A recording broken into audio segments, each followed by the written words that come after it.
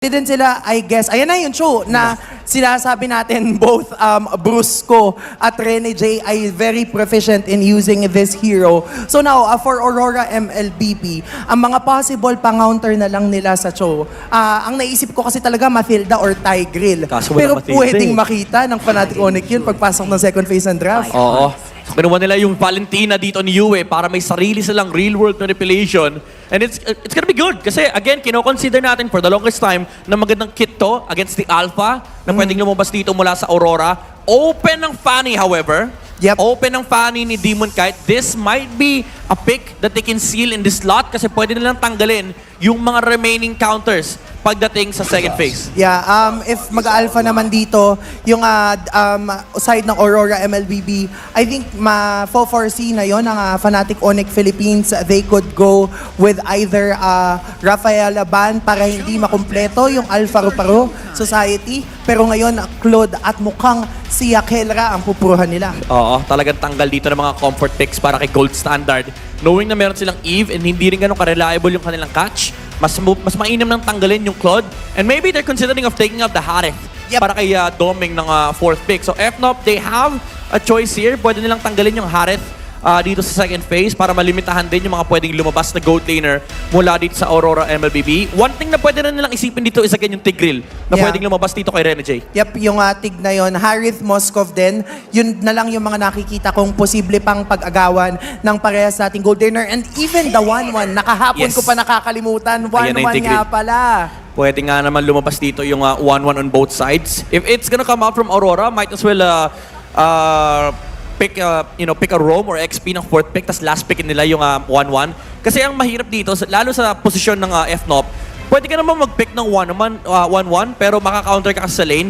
And already, yung tatlong heroes na nakikita natin from the side of Aurora, they don't mind playing against the 1-1. Kasi yung Eve, pwede niya slow down yung mga dadaan ni 1-1 dito. Pwede rin siya i-burst ng Alpha kaagad. Kahit meron siyang semi-purified dito, yung damage kasi, yun yung kailangan mo isipin as a 1-1 player. Kailangan hindi enough yung damage siya kalaban para pagdating sa team fight, you can actually move around. One of the best heroes that King Kong has utilized so far is yung Suyu, yung pinakabagong hero natin sa larong MLBB. He's utilized it so many times and compared to the other junglers na madalas kong makita na halos 1.60, 1.75, you have that 2.60 average turtle kill and then nagkakaroon siya ng slight problems kasi hindi nagiging balanse. That 1.75 and 1.50 nagiging 0.8 na lang pagdating sa Lord Takes. So let's see if anong kukunin ng Aurora dito. Again, Harith is open pero may Lunox threat din kasi yung side ng FNOP. So baka ang gawin nila dito, last pick nila si Doming. But they still go for the Harith. Okay. Clint Lunox is viable for FNOP but even the Beatrix would be a nice option here for FNOP. Bea siguro parehas nila ng another layer of catch mula dito kay quite possibly kay Brusco or kay Kirk. Pwede rin Phobius or even yung Arlot ni Kirk. For sure. And even this show, I mean, historically, pwedeng madalas nakikita natin siya kay Brusco. Pero wag natin kakalimutan na si Kirk can even use this show as well. So I think right now, at least for Fnatic Onyx Philippines, ang mga choices nila ay talagang mag-Beatrix. Carry, I don't think masyadong magiging priority yung carry. Moskov even, pwede pa rin pala. Lunox ang pinili. Maybe an Arlot or Trisla. Hero that can frontline. Ay, Arlot. Ooh, okay. Rene J. Kaja is open. Kaja or Rafa? Kaja, Rafa. Estes? Estes? Parang kakabahan ako kapag nag-Estes. Pwede, kasi medyo burst type yung FNOP and hindi rin ang pang hard CC lang nila dito is yung final slash pati yung wave the dragon. Pero if you manage to nullify that with the purifies and yung amount ng heals na pwede manggaling kay Estes or Rafaela, it's gonna be enough for the Alpha and Eve to be able to fend off FNOP. And ito yung sinasabi natin kanina, kahit historically mas madalas ginagamit nitong si Brusco ang Cho, hindi naman ito maiipit sa kanya. Pero Ruby pick kay Rene J, he just keeps surprising us bago mag-end yung regular season. I think he was top 2 in most unique heroes used, second to Chakno. Pero ngayong playoffs, padami yung heroes ni Rene J. I like the odds here for Aurora. Kailangan lang nila mag-survive ng early game. Turtle control is gonna be very important for Aurora here kasi hawak din nila yung mid-game power spike. But we all know FNOP kapag nakakuha sila ng momentum, sobrang aggressive nitong team na to. Both teams are 4 wins away from achieving yet another dream na gusto nilang makuha para sa kani-kanilang kupunan. It's an unstoppable force kontra sa immovable object. Who is gonna get first dips on that road to the championship? Casters, pasok! At malalaman na nga natin ang sagot sa katanungan na yan sa pagpasok natin sa Land of Dawn. Welcome to the Grand Finals between Aurora, MLBB, and Fnatic Onyx. Kami ang maglilingkod sa inyo. Uli nga pala kasama si Ate mo Chantel.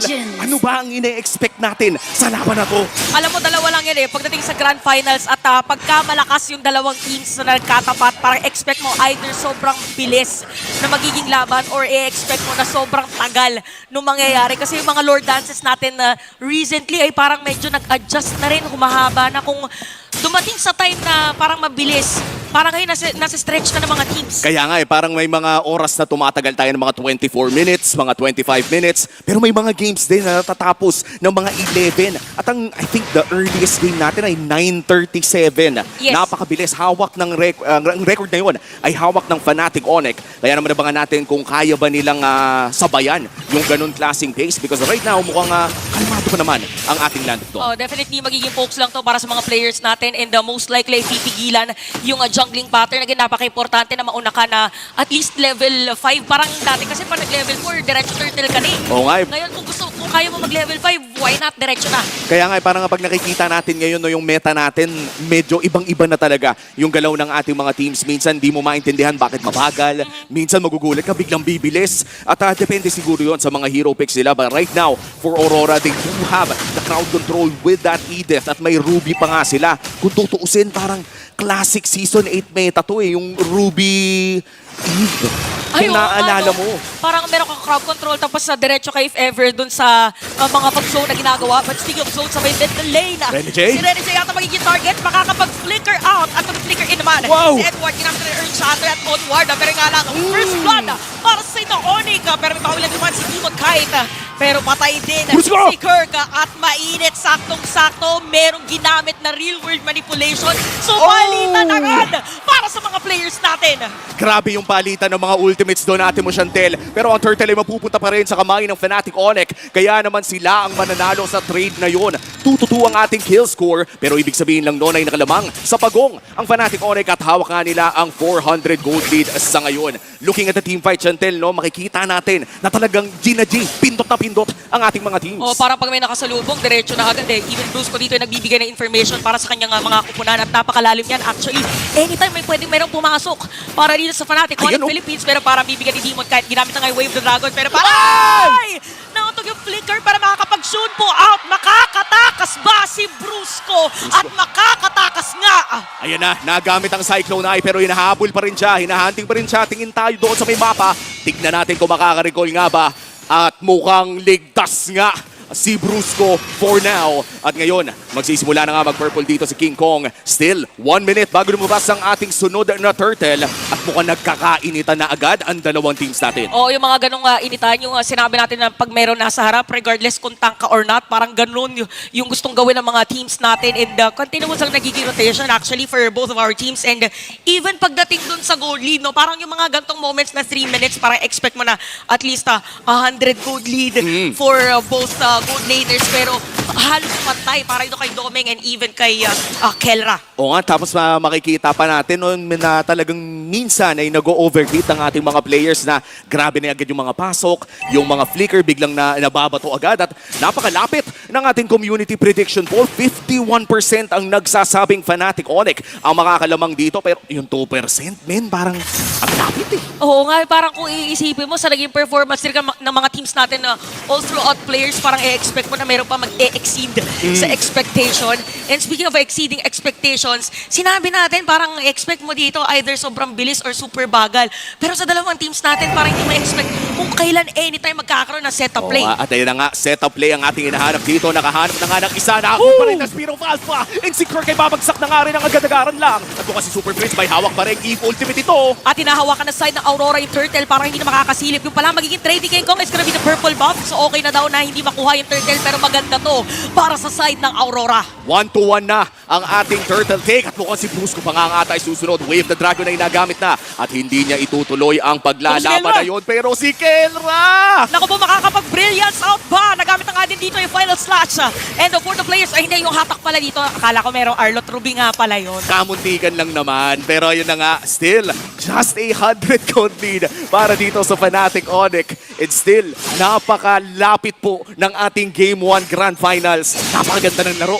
O parang hindi mo expect kung kailan magkakaroon ng biglang pagpasok para sa mga players and ramdam natin yung intensity kasi sometimes pagka alam mo na pwede mong ipilit for a team fight or for a gank ay ganun yung ginagawa ng mga teams. Pero for this time, para dito sa dalawang kupunan natin, para nagiging maingat sila in a way na okay, sige, wala siyang buhay, hindi muna natin papasukin. Pero speaking of papasukin, parang pinasok na si King Kong dito, nilatagan pa ng IMU Real World Manipulation at patay na nga si King Kong. May sipa para kay Brusco pero wala siyang backup. Torre pala sa gitna, gusto na kuhanin. Super Friends, hawak pa rin ang Real World pero here comes Kirk. Mukhang hinahabol siya dito ni Domeng at ayan na nga, nagamitan na puwersa ang Flicker. Here comes Edward, papasok sa loob pero hindi niya masasaktan ng gaano. Still a very close game pero Kelra makakatore ata in a 2v1 scenario. Okay, so meron pag-poke dito para sa mga players ng Aurora. Nag-darkening. Pero yun nga lang, magkakaroon ba ng counter set for FNOP? So more on pokes lang dito sa may top lane natin. Pero padating dahil ang mga players dito ng Aurora, isa, dalawa, tatlo ang nandoon. Pero hindi ituloy for team fight. Pero sa baba pala ang kanilang sagot at si Demon kahit ang kanilang makikita. 4-2 na ang kill score pero mukhang makakatore sa taas ang Aurora. Kelra, free hit lamang doon sa natitirang minion. Still, a very high-paced game dito sa ating game number 1. Ang mid lane ay nandyan pa rin naman pero konting kalabit na lang ang tore ng Aurora dyan sa mid. At nandyan na nga rin ang ating pinaka-huling turtle ng larong ito. Si King Kong ang mauuna pero hindi naman ibig sabihin ito ay wala sa pwesto ang Aurora. Isipin mo, 6 minutes na ng game natin pero yung economy na lead is around 200 lang. Minsan nakikita natin parang nasa 1.2k na. Pero dito talaga nagja-juggle lang para dito sa ating dalawang teams. Again, turtle nga sinisimulan na ng Aurora. Nandito si Brusco and Super Prince for the vision at si King Kong ay nakaabang. At ayun na nga kung si Brusco. Nahanap niya si King Kong. Ay din, nandun na rin sa likod yung jungle si Timon kay half HP na. At nandyan na nga saman for Spear of Alpha. Super Prince, hindi na makakadash away. Merong free hit para dito kay Edward at si Kirk. Medyo may iwan sa mga players dito na Aurora at unti-unti na nga nawawala ng buhay. Double kill para kay Domeng at mukhang iisa pa dito ang side ng Aurora. Make it a double kill, a triple kill, and a wipeout para sa kanila. A clean wipeout dito para sa Aurora. At sila na nga ang may hawak ng kalamangan. 7 minutes in.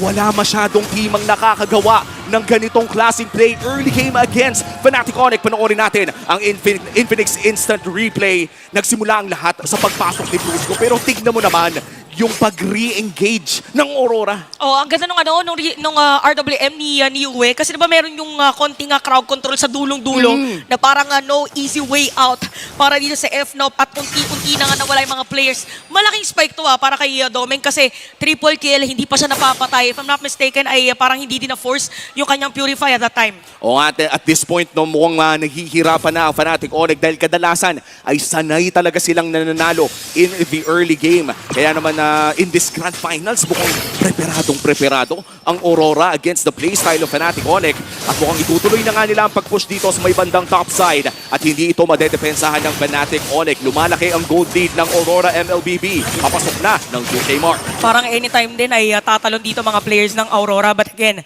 para sa lineup dito ng side ng FNOP, meron naman silang pwedeng layering of skills. Yung final slash, diretso, or kung sino man ang tatamaan dito with the Dragon for Brusco. So napaka-importante pa rin na ma-maintain ang gold lead kung ikaw ang Aurora dahil again, this FNOP na kalaban nila. At for Fnatic Onyx, mabuti nabanggit mo, ito yung tipo ng team na kayang baliktarin yung 9K gold lead eh. Kung naaalala mo yung isang time na I think it was Brusco who made that big play doon sa may bandang top lane, it was an 8K gold lead na binaliktad ng Fnatic Onyx. Kaya if FNOP ka, hindi pa naman sigurado na matatalo ka dito. Pero may nahuling isa! May nahuling isa at ang Usen na yun is gonna be Brusco kaya mapatay siya. Pero may final slash siya sa goal. Na-shutdown na meron pa naka for the Lord. Edward, grabe na dito. Yung kanyang onward at primal wrath as well. Demon Knight is down. Double kill na dito si King Kong, ang ating regular season MVP. At inahabol na nga din. At pinupoke din ng Super Friends si Rene J. So it's time para sa Fnatic Onyx na simulan yung Lord. And just like that, Kirk, with a beautiful final slash, ay nahanap nila yung teamfight win. Yung 2K gold lead ng Aurora ay binura ng Fnatic Onyx with that Lord take. Mapapanood natin kung ano nga ba ang nangyari doon sa ating Infinix Instant Replay. Tingnan mo ang pwesto dito ni Kirk, no? Pagkapasok niya, napakaganda talaga nung final slash. Tatlo pala yung tinamaan. Tapos bigla na lang dumating ang mga players dito na side ng FNOP. Gusto niya sana habulin ng real world manipulation, pero yung spike ng damage ay nandoon. So maganda yung saktong-sakto pagkabanggit mo na for FNOP, kaya nilang biglang habulin yung kalamangan. So sila na ngayon yung lamang sa ating game. Even ball game na naman, pero hawak ng Fnatic Onyx ang bola with that Lord push na lalabas doon sa may bandang ibaba. This is still a level 1 Lord. Ibig sabihin nito ay wala pa namang pagdamba na magaganap sa mga tore, kaya madali din itong pwedeng madepensahan ng Aurora. But for now, Fnatic Onyx mukhang sasamahan nila ang kanilang Lord at ipapadala nila ang suyo doon sa taas para mag-split push. Alam mo, parang i-expect natin dito for Fnatic Onyx Philippines yung mga Ruby DD play din for Kelra. Kasi usually ginagamit yun, di ba, pag meron ng Lord for the team na Aurora, mabilis naman yung clearing ng kanilang minion wave. Pero as much as possible ay ayaw mo na pumutok yung added defense ng kanilang inhibitor turret.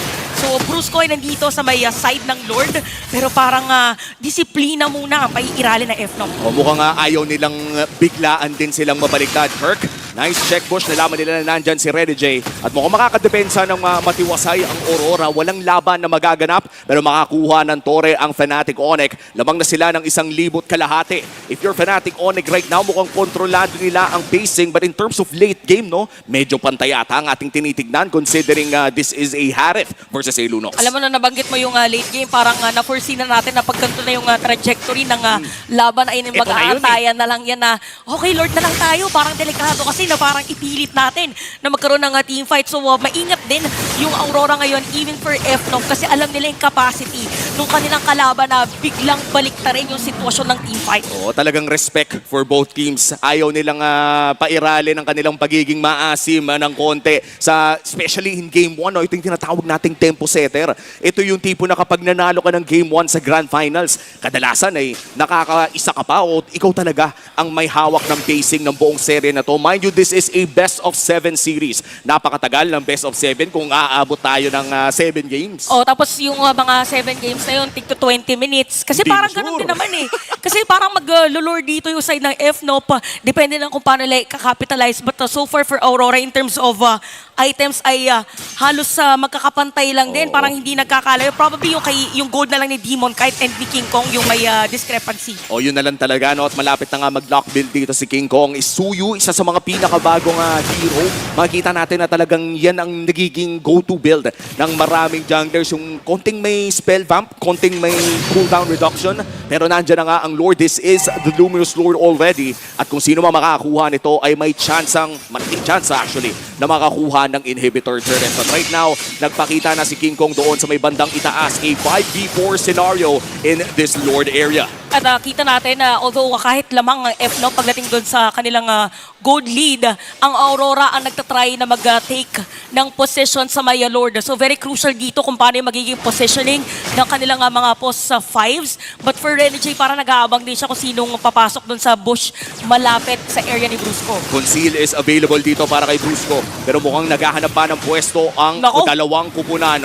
Aurora may pang check push naman na gamit na ang mga abilidad ni Eve. Half HP on the second Lord at mukhang i-reset na naman nila ito. Babalik na naman tayo sa ating classic Filipino Lord Dance para sa ating Grand Finals. Sabi sa'yo, pag may mga movement ng mga players, halos ayaw na mag-teamfight, nag-aantay na lang yan ng Lord Dance eh.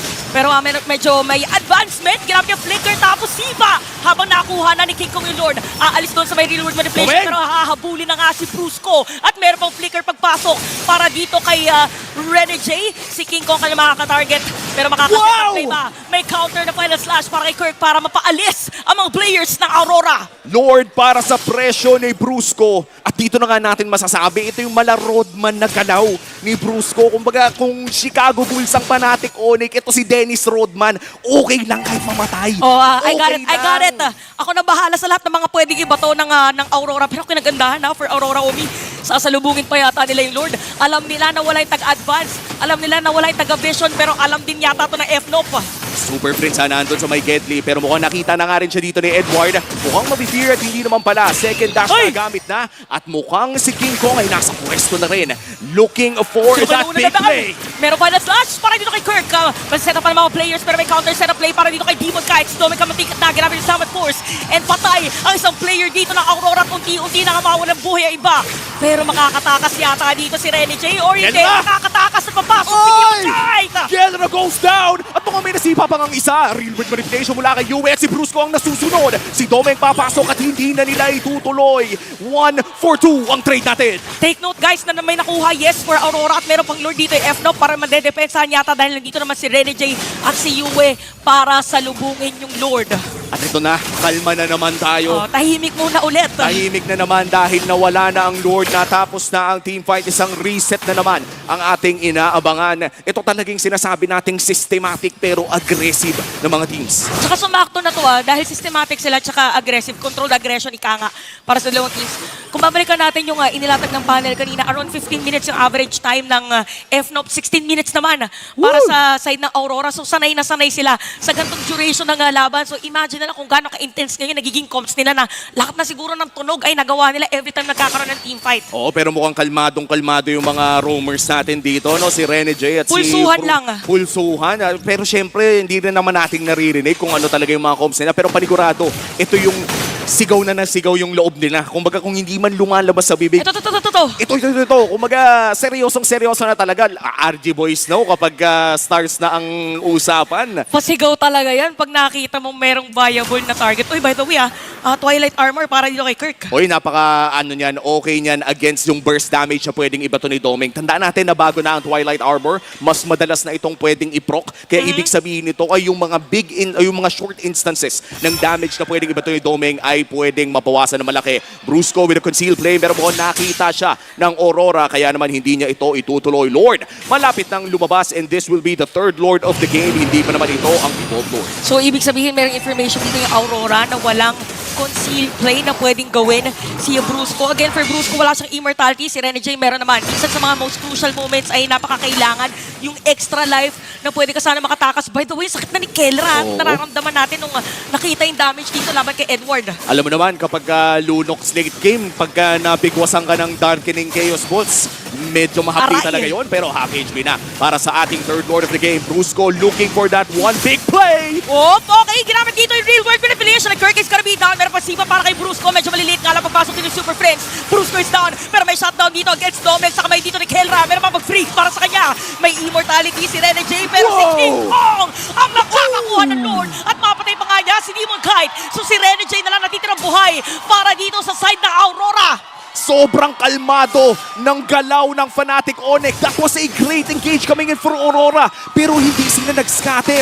Hindi sila nag-disperse. Hinanap nila yung Lord at mukhang hahanapin nila yung laro. At ang nahanap din nila sa may gitna ay kamuntika na unstoppable na para dito sa ating regular season MVP at walang makakadepensa para sa Aurora. Para sa ating unang laban, Fnatic Onyx Philippines.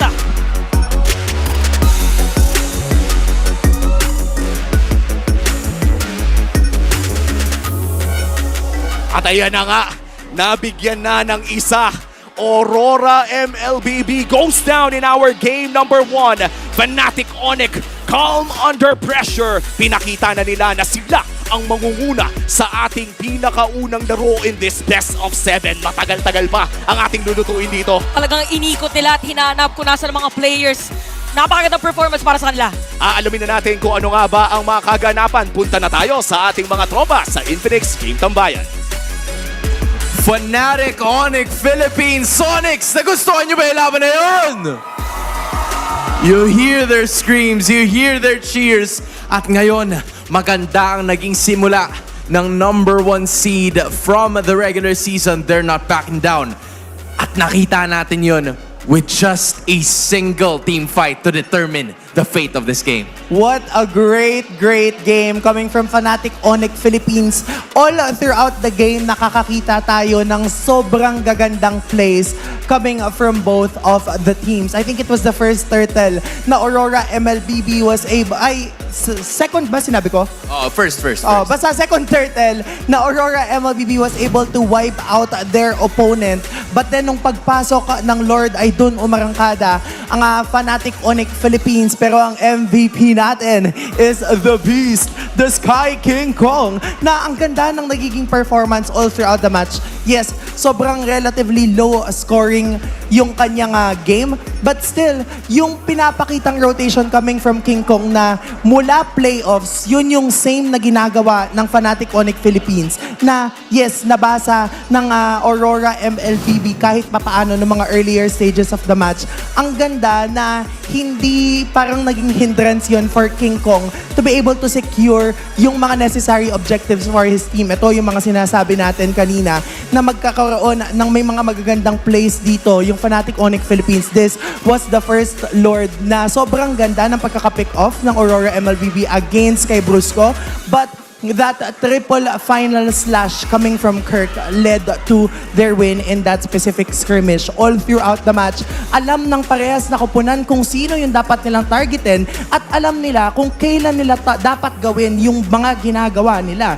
And ganun yung pinapakita nila sa atin na yung early game aggression, tinatransition nila to mid-game aggression. Tapos later on, it was Fnatic Onyx Philippines that got the victory. You know, right from the start, we've seen both of these teams na talagang trinabaho nila yung macro gameplay na kumuha muna sila ng mga Torres sa side lanes and you know, Fnatic Onyx Philippines got first dibs and then Aurora lands it with a double turret takedown. Pagkatapos nun Fnatic Onyx Philippines, they went right to those major objectives na talagang kailangan nilang ipaglaban and then all of a sudden, microhan na yung naging labanan. Diba? From all of those turret takes, from all of those objective takes, we've seen Kirk using those final slash para mapigil yung Earth Shatter. Sometimes there's even Super Prince just making sure that he would make those risky plays nang sa ganun ay kumagat yung Aurora. Kumbaga pain lang siya. He's quite of like the sacrificial lamb towards the final push na ginagawa ng Fnatic Onyx Philippines at dahil doon,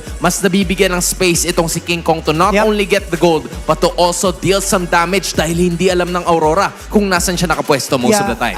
Laging nakapwesto sa opposite lane si King Kong. We all know that. And there were moments wherein Aurora MLBB ay nandun nakapwesto tatlong miyembro nila. I believe it was Domeng, that's one of them, with the hopes of being able to shut down King Kong.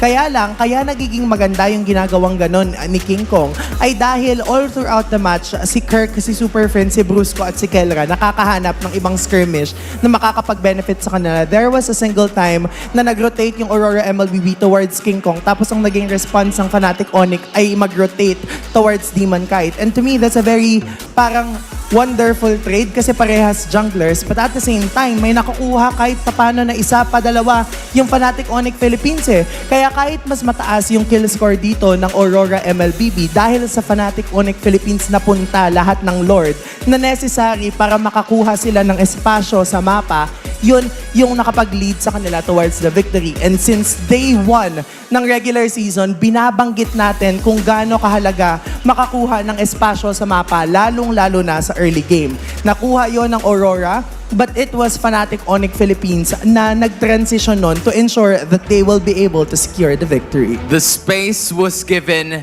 and the win was also taken by Fnatic Onyx Philippines all throughout that game number 1. Pero matatandaan natin that this is gonna be a best of 7 series. It is a race to 4 wins. At ito na ang magandang naging simula ng Sonics towards what they want to achieve, which is gonna be their first ever championship. But as of now, I am sure na maraming insights ang ating mga analysts towards that. At midnight, Wolf, welcome back. A surprise comeback performance coming out from the Super family as they take game number 1 against Aurora MLBB. Once again, welcome back to the Understand. But we're not done with surprises yet. As we introduce you, Coach Wolf from TNC. Coach Wolf, how are you doing? Woo! feels like home. Feels like home. Do you miss it? Do you miss I it? miss it a lot. And special thanks to everyone who welcomed me here as well. And to those who are howling today. So thank you so much. Thank you so much. Now we are going to be talking about what happened in game number 1, and I need your professional insights on this. We have prepared a lot of statistics for you. First of all, now we look at the goal graph here. Wolf, I know you are you've been fighting against Aurora and FNOP for the in the past few weeks. Can you tell me what happened in this game? So if you're gonna look at the composition that Just in case. para hindi ma-combo. Ang ganda. Kasi wala ka na.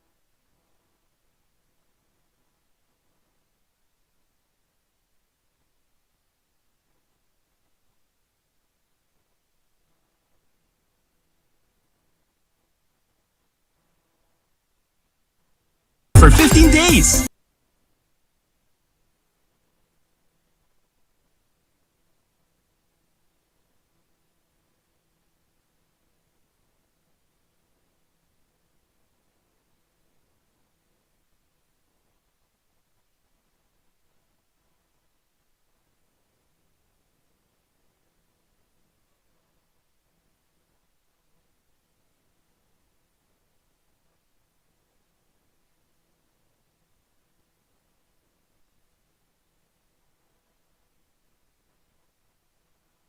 Other idea that you can go for, which also means that the Benedetta Revitalize might actually be open here if they really want to cut through the formation of Fnatic Onyx Philippines with the real world manipulation. Ooh. But however, again, that is risky because you're up against a Gato Gacha. They were reading into it as well. Yeah. You know what? Benedetta. You talk about Benedetta. Who do we use to pair up with Benedetta before? Edward. Season 11, Season 12. Season 7, that's Way that back, far back. way back far back. Yeah. That's why we call him Edward Salon. So right now, they still take out the Tigreal, so they're not quite sure if this Gatotkacha would go to the XP or the roam, because we've seen it yesterday being flexed to the XP. Here it is. Flapteasy, and here it is. We've been looking for this Beatrix since game 1. Yeah. Finally makes an appearance here for Kelra. They're running out of EXP laners that they can pick to actually build a big enough dent to mess with the Bea, to mess with the Eve. This, weirdly enough, needs to be an EXP lane that can deal a respectable amount of damage while being tanky. Problem is, they're up against a Gatotkacha and potentially another formation-breaking set-up EXP laner in the hands of Fnatic Onyx Philippines. There's going to be a lot of pressure on the hands of Legend Zero, Mr. Consistent Edward in this one. You're gonna have to keep in mind that the Eve as well is crowd control immune. So You go to Rizla. heroes like Terizla actually don't affect the Eve that much, especially in the clutch. Yeah. But they have no choice, I think, at this point. Yeah, they needed some tankiness. They get the Valentina for you. The EXP lane here, still flexible, is this Gatotkacha. They can go for Show EXP, something that Fnatic Onyx Philippines has done before, or the Ruby for Kirk. You see what they're gonna end up going for. You see them weighing their options right now, because I wouldn't want to go like Grok here. They can go Kaja Beatrix, actually. Since they already have the Gatotkacha, they could And put the... Yeah, And it's a good counter for Suyu. yeah. Exactly. Lots of options. So many options here, and again, that's why they're taking their sweet time with this one. Trying to weigh it out. See who might need more protection, and who might, if they might go for a full-on engage. Ooh! Whoa! Franco for Brusco. Not what I expected. Same idea with the Kaja. Yeah, same idea for the Kaja. Yeah, Pick that's off. suppressed. Just harder. That suppress is actually going to be insta-locking onto the Suyo 100% of the time. I think the idea with that is if they gave the Kaja would have had a chance to be able to still get away, dash away. The Franco, if ever Yue wants to get the ultimate of the Franco, he's stuck there. He will have to take damage. Yeah, and I think at this point, just wait it up. Yeah, the Beatrix Franco combination once again. I'm just excited how Fnatic Onyx is gonna pull this off. We are on game number 2, ladies and gents, and the match is getting even hotter. Throw it over to Leo and Naisu. The Bruiser bringing back an old favorite. There's the Franco. When was the last time you saw Franco? Oh man, the last time? Honestly, I just think of maybe an international stage. Legends. I don't think we've seen him this season, have we? This is another Season hero. 14? I think it's another hero added to the list here. Still catching up though. That's just me missing the utility jungler meta. Welcome to game 2. It's the Grand Finals. Fnatic Onyx Philippines facing off against Aurora. Last game just lasted underneath 18 minutes. Yeah. So it was still a very manageable duration game. But now, with this new hero, I wonder if Aurora was ready for it. I don't, you know, it's a good question because I don't think a lot of people probably were thinking about this. I would have loved to heard. I know, you know, you guys got a glimpse of Wolf is here. He loves to do his predictions. I wonder if he even predicted this because I think he's over on the Filipino stream. But with that being said, yeah, you're going to have this kind of play a part. And it's probably so where you didn't want to give too many of those options of mobility to Yue because of the fact that he's playing the Valentina here again. And he's got some options now, what he wants to take. It could even be an Avatar of the Guardian, but at some point in the game, it's mostly going to be the real-world manipulation himself. But I think one of the things here that could play to the advantage of Fnatic Onyx Philippines is, yes, Kirk on the Skyhook. We know how good this hero has been, and the Revitalize. So that's always something that Aurora has to keep in mind, especially if they try to actually take out Kirk. And it's going to be difficult to take out Kirk alone. If anything, it's Kirk who's going hunting, and Aurora who's constantly shifting their zone, shifting their box. That penalty zone, that Zaman Force, it's going to constantly change, and luckily they have the tools. I'm loving the heal man. I'm loving the Rafaela on Renegade. It's a very different flavor compared to how he was looking for fights with the Ruby earlier. Here, he's controlling the flow of battle. He's saying, all right, we heal up here. They can't come close. We're going to Holy Baptism over here. And with his first turtle up, let's see how Edward can reach level 4 first. And then maybe, hold up. There it is. There's the hook, Iron Hook on Renegade. He flickers out defensively. Super Prince set up that box. Still the fight for the turtle. Yue's got his own real-world manipulation. He's going to drop it down. Kirk taking a couple of shots. Edward might still go. Try to get the kill. Has the passive, but there's Kirk. First blood in the hands of Yue, plus the objective to Aurora. That box is too mighty, and it's too large. Not only can they steal it with Yue's IMU, but again, you have to consider the Zaman Force. You got to consider Edward. Yep. And it came into play, literally. You saw how, as early as Super Friends locked in the real-world manipulation, King Kong had to think twice. Like, I can't walk in there. Yeah. I don't have the damage just yet. Not only that, but you saw how important the placement was for it, where Super Friends set up. And it was just a little bit out of reach, right? Around that turtle pit. Just a tip. Just the tip, basically. And Yue, he had the right positioning. Well, again, that is knowing where Friends put it. So he had better information. Now going to the gold lane again, this was a interesting interaction in game 1. It was clearly dominating in the early, and then, oh wait. King Kong, okay, he's gonna get out. Fracture gonna be used too, so able to escape that one. As you were saying about the gold lane. Yeah, earlier it was clearly Doming who was in control. From the first minute to about the 10th, up until Kerala was saying, I don't care. I'm a damage dealer and I'm a sponge. I'm gonna go for it. Take me. Right, but now, look at this. An old flame for Kelra. Some people would argue he's the Filipino savage, all right? Let's call him that. And this plus the Franco gives him so much control over the battlefield. Like, you can't even sit in certain bushes once Kelra gets hot. Oh, no! Oh, okay, they do flicker out, but good attempt, good try to catch there. F-Nop gonna survive. But yeah, I think that's part of it. As you mentioned, that combination between the Franco and the Beatrix. Like, remember, there was a time, too, when we saw the Franco a lot, it was what? The focusing mark back then that was brought up a lot of the times when Franco was picked up more. And that's when Bea was big. Yeah. That was, I'd say, 2022. Malaysia, MSC 2022. Right? Yeah. That's when those M4 as well, were maybe? inseparable. A little bit of M4 as well. Check this out. The turtle trade for the orange. King Kong one step ahead. I think Fnatic Onyx are just letting this go, but making it hard for Aurora to secure it alone. It's a 4v2 situation. Yeah, there's a lot of bodies down there on the bot, too. Demon Kite will get that second turtle of the game. So they go through some trades. That's the plan for Fnatic Onyx Philippines right now. And if anything from the last game, it shows that they're willing to play the patient game if they have to. And I think that's what they gotta do, really. But step on the clutch when it's most important. The hook coming in from the bruiser. Hook with the flicker. Are they able to cap out the kill? Edward will flicker. King Kong, though, gonna jump in, gets the penalty zone, and it's too much as Yue will clean up the kill. And Edward, with the body of Smith, able to survive. Well, I'll be damned. US stole the fracture. Yue put it right underneath King Kong, if I'm not mistaken. The beast gets slain. By his own.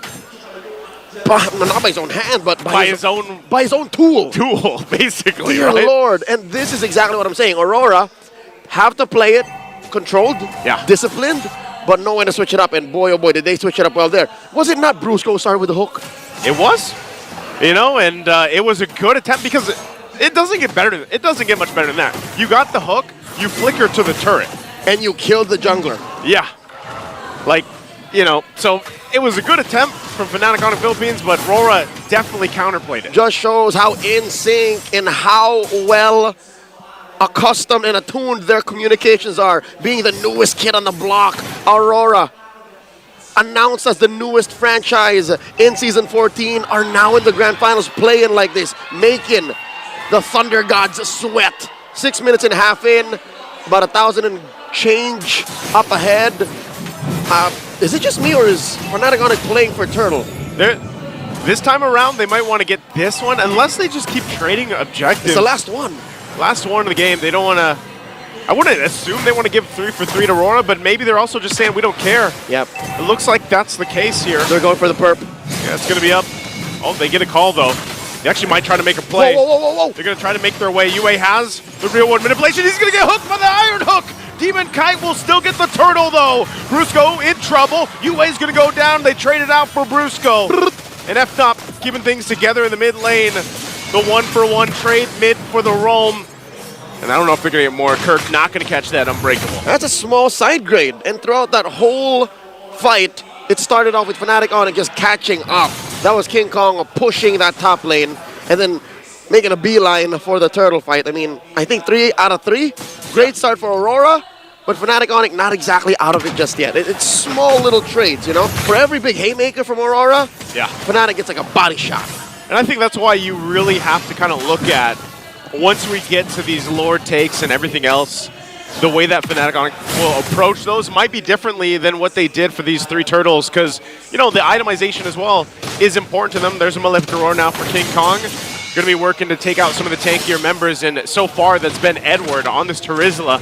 They got to be able to cap him out, and they know they have to work against that passive too that keeps them healthy, plus Heal Man. So that's a lot to deal with if you're And FNOP. that, I think, is the fact of the matter.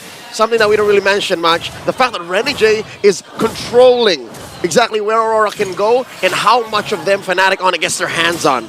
He's at the center of every single rotation. Yep. He's just a stone's throw away from Domeng, a little bit from Yue, and then DK, the smiling demon. He's having a great time. All right, I'm gonna rotate, I'm gonna clean up. Oh, we might see some 1v1 here. Uh-oh. Now King Kong doesn't want to fight it off yet. He's still behind. He's a couple levels behind here at this point. Itemization-wise, too, he's probably just down maybe a half item or an item or so. Which I think is accurate, because the last time I checked, the Beast was down about 2K. That's tough. That is tough. Tough place to be. Whoa. Again, the play coming out from Brusco. Gets the hook with the flicker, and he finds Renegade. Perfect target, still going back. There's the jump. Avatar the Guardian won't be able to find anybody, but they're looking still for more. Edward. Yue drops down the real-world manipulation to keep Fnatic on it at bay. But this might be a window. They're going to start with the Lord here. Small victory for Fnatic Onic, picking off the Hitman. Now it's a 5v4. Domeng taking the top flank. I don't know if Fnatic knows. Lord down to 1/5 of its health. Kirk not going to be able to get the flicker. Oh, Domeng goes in, forcing King Kong off the Lord. They're looking to take it, and Demon Kite will get it off the play. They're still really low. Kirk, though, looking for more as Domeng falls, but Demon Kite picks up Super Prince. Kirk next on the chopping block as it's a double for DK. They get the Lord, and they get some kills now. Momentum for Aurora. A kill on the next standard is definitely something to celebrate, but if it comes at the cost of Kirk and Super Friends, I don't know if that's just a fadeaway punch, a sucker punch in a retreat anyways. Here's an instant replay brought to us by Infinix. I think they gave too much to Demon Kai, man. Yeah, that was a great forward positioning and idea from Domeng, too. Coming up from that angle more on the top side, enough to just force King Kong off. The Lord allowing that small window for DK to come in and actually get it. That was a great play And so they'll further themselves, like getting these turrets now, give them that advantage to move around the map. Lord's going to be worked on pretty quickly, but FNOP looks to hold on to as much as they can, and it looks like they might actually hold on even to the tier 1 and mid. Fnatic, Onyx, so fundamentally sound. They understand the economics of the trade, these neutral objectives, these kills even, I'd consider they thought about. If we're willing to do this, so that the Lord only marches up to here, I think that's sound math to me. If I give up 2 bodies to protect tier 2 and tier 1 in mid, by all means. Especially if they can keep it together for the next Lord fight eventually when it comes up. And you know what we haven't seen so far? What is it? A big AOG yet. An Avatar of the Guardian landing on multiple members. Kirk tried. I think that's one of the things you really get when you invest in Rafaela. Yeah. And so far, Renegade, I'd say... That little speed boost is enough. I'd say he's about 3.5 of the 5th's way to getting a full payoff. It's good, but really we haven't seen much of a flicker Holy Baptism, re-engage off of a Holy Healing. That's what you're looking for. That's the money with a Rafaela. Look at the damage dealt here by Super Prince, the monster mage. I think the only thing that's making this more of a deceptive stat is the fact that Yue's timing is off the charts. Yeah. Yue is straight up mutant levels of reaction. He's waiting for the real manipulation. All right, 2 seconds later. Yeah. Just like that. That's the sound. And you know, you gotta... It's more epic than it sounds. It is. But you also, what else is epic is the fact that Super Prince is undefeated on this Eve. So he's just protecting a record. Yeah. He's playing for that record to keep it at 100% right now. Picked it up 4 times, I believe, throughout the playoffs. UA as well. Locking this in, wants that real world manipulation for this Lord to come up. You saw that too, so the Sea Halberd was picked up. They've got that available to them to kind of deal with the heel man here. It's the gold standard that Fnatic Onyx are waiting on. I'd reckon King Kong understands the situation. King Kong is aware. The Beast has to choose his fights very carefully. Now the Lord Dance has begun.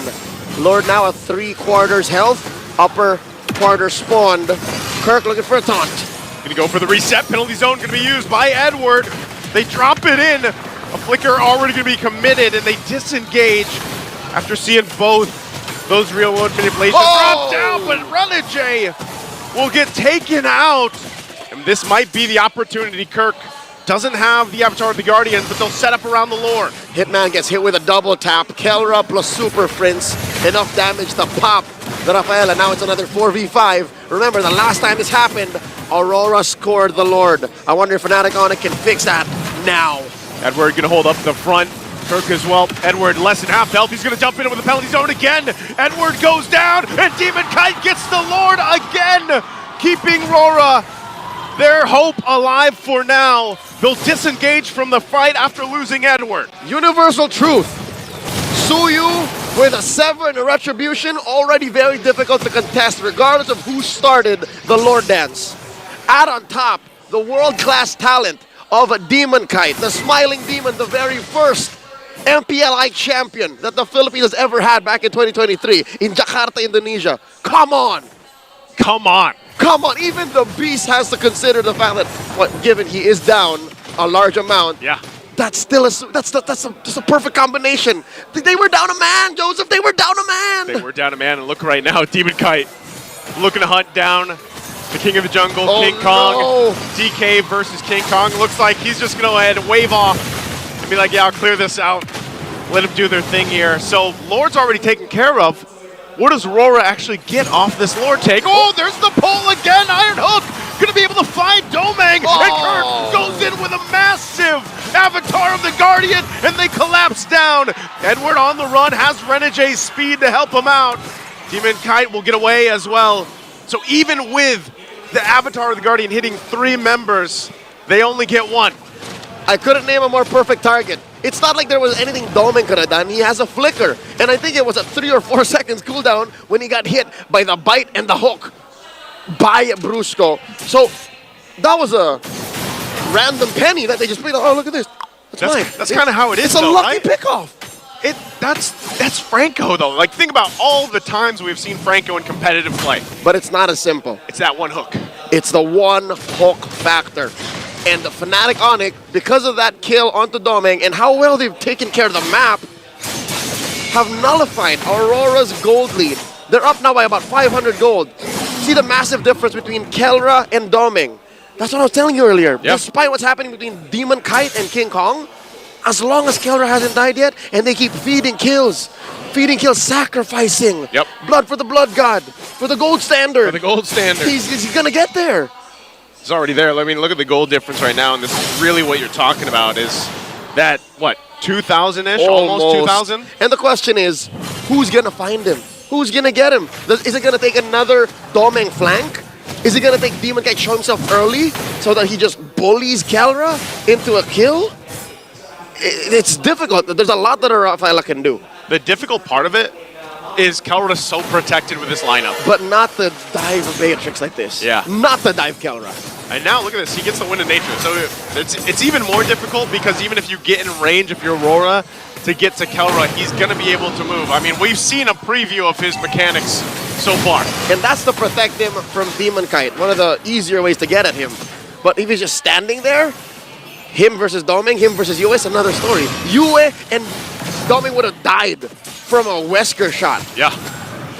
At this point, before anything happened. I think they're going to play into the Iron Hook here once again. And it looks like Aurora wants to go ahead and just allow Fnatic Onyx Philippines to go ahead and play into this the way they want to. The ultimate tempo breaker. The ultimate format of a formation breaker. Look at this. Brusco showing himself. Kelra also visible. But one thing Aurora have good is their bush control. They're controlling the river brush, making sure that the pixel brush is safe. But look at the pressure Fnatic Onyx is done. They're going coast to coast. This is what we've seen King Kong do time and time again. He'll play the map at a macro level that some junglers don't do. Is he going to get in time here for this Lord? RWM set up by Yue. A quarter of the health on the Lord here. King Kong joining the fight. Kirk won't land the Avatar of the Guardian. And Super Fritz firing back with Domeng will get the Lord before he's taken out. He's down. Edward goes down next. And they're on the hunt. Fnatic Onyx Philippines, they have to deal with the Lord again as two fall for Aurora. And now, I think, for the first time in a while, this is a trade that Fnatic Onyx are happy to take. Whoa, King Kong bursting down. BK! King Kong does it again. How many times have we seen him do this?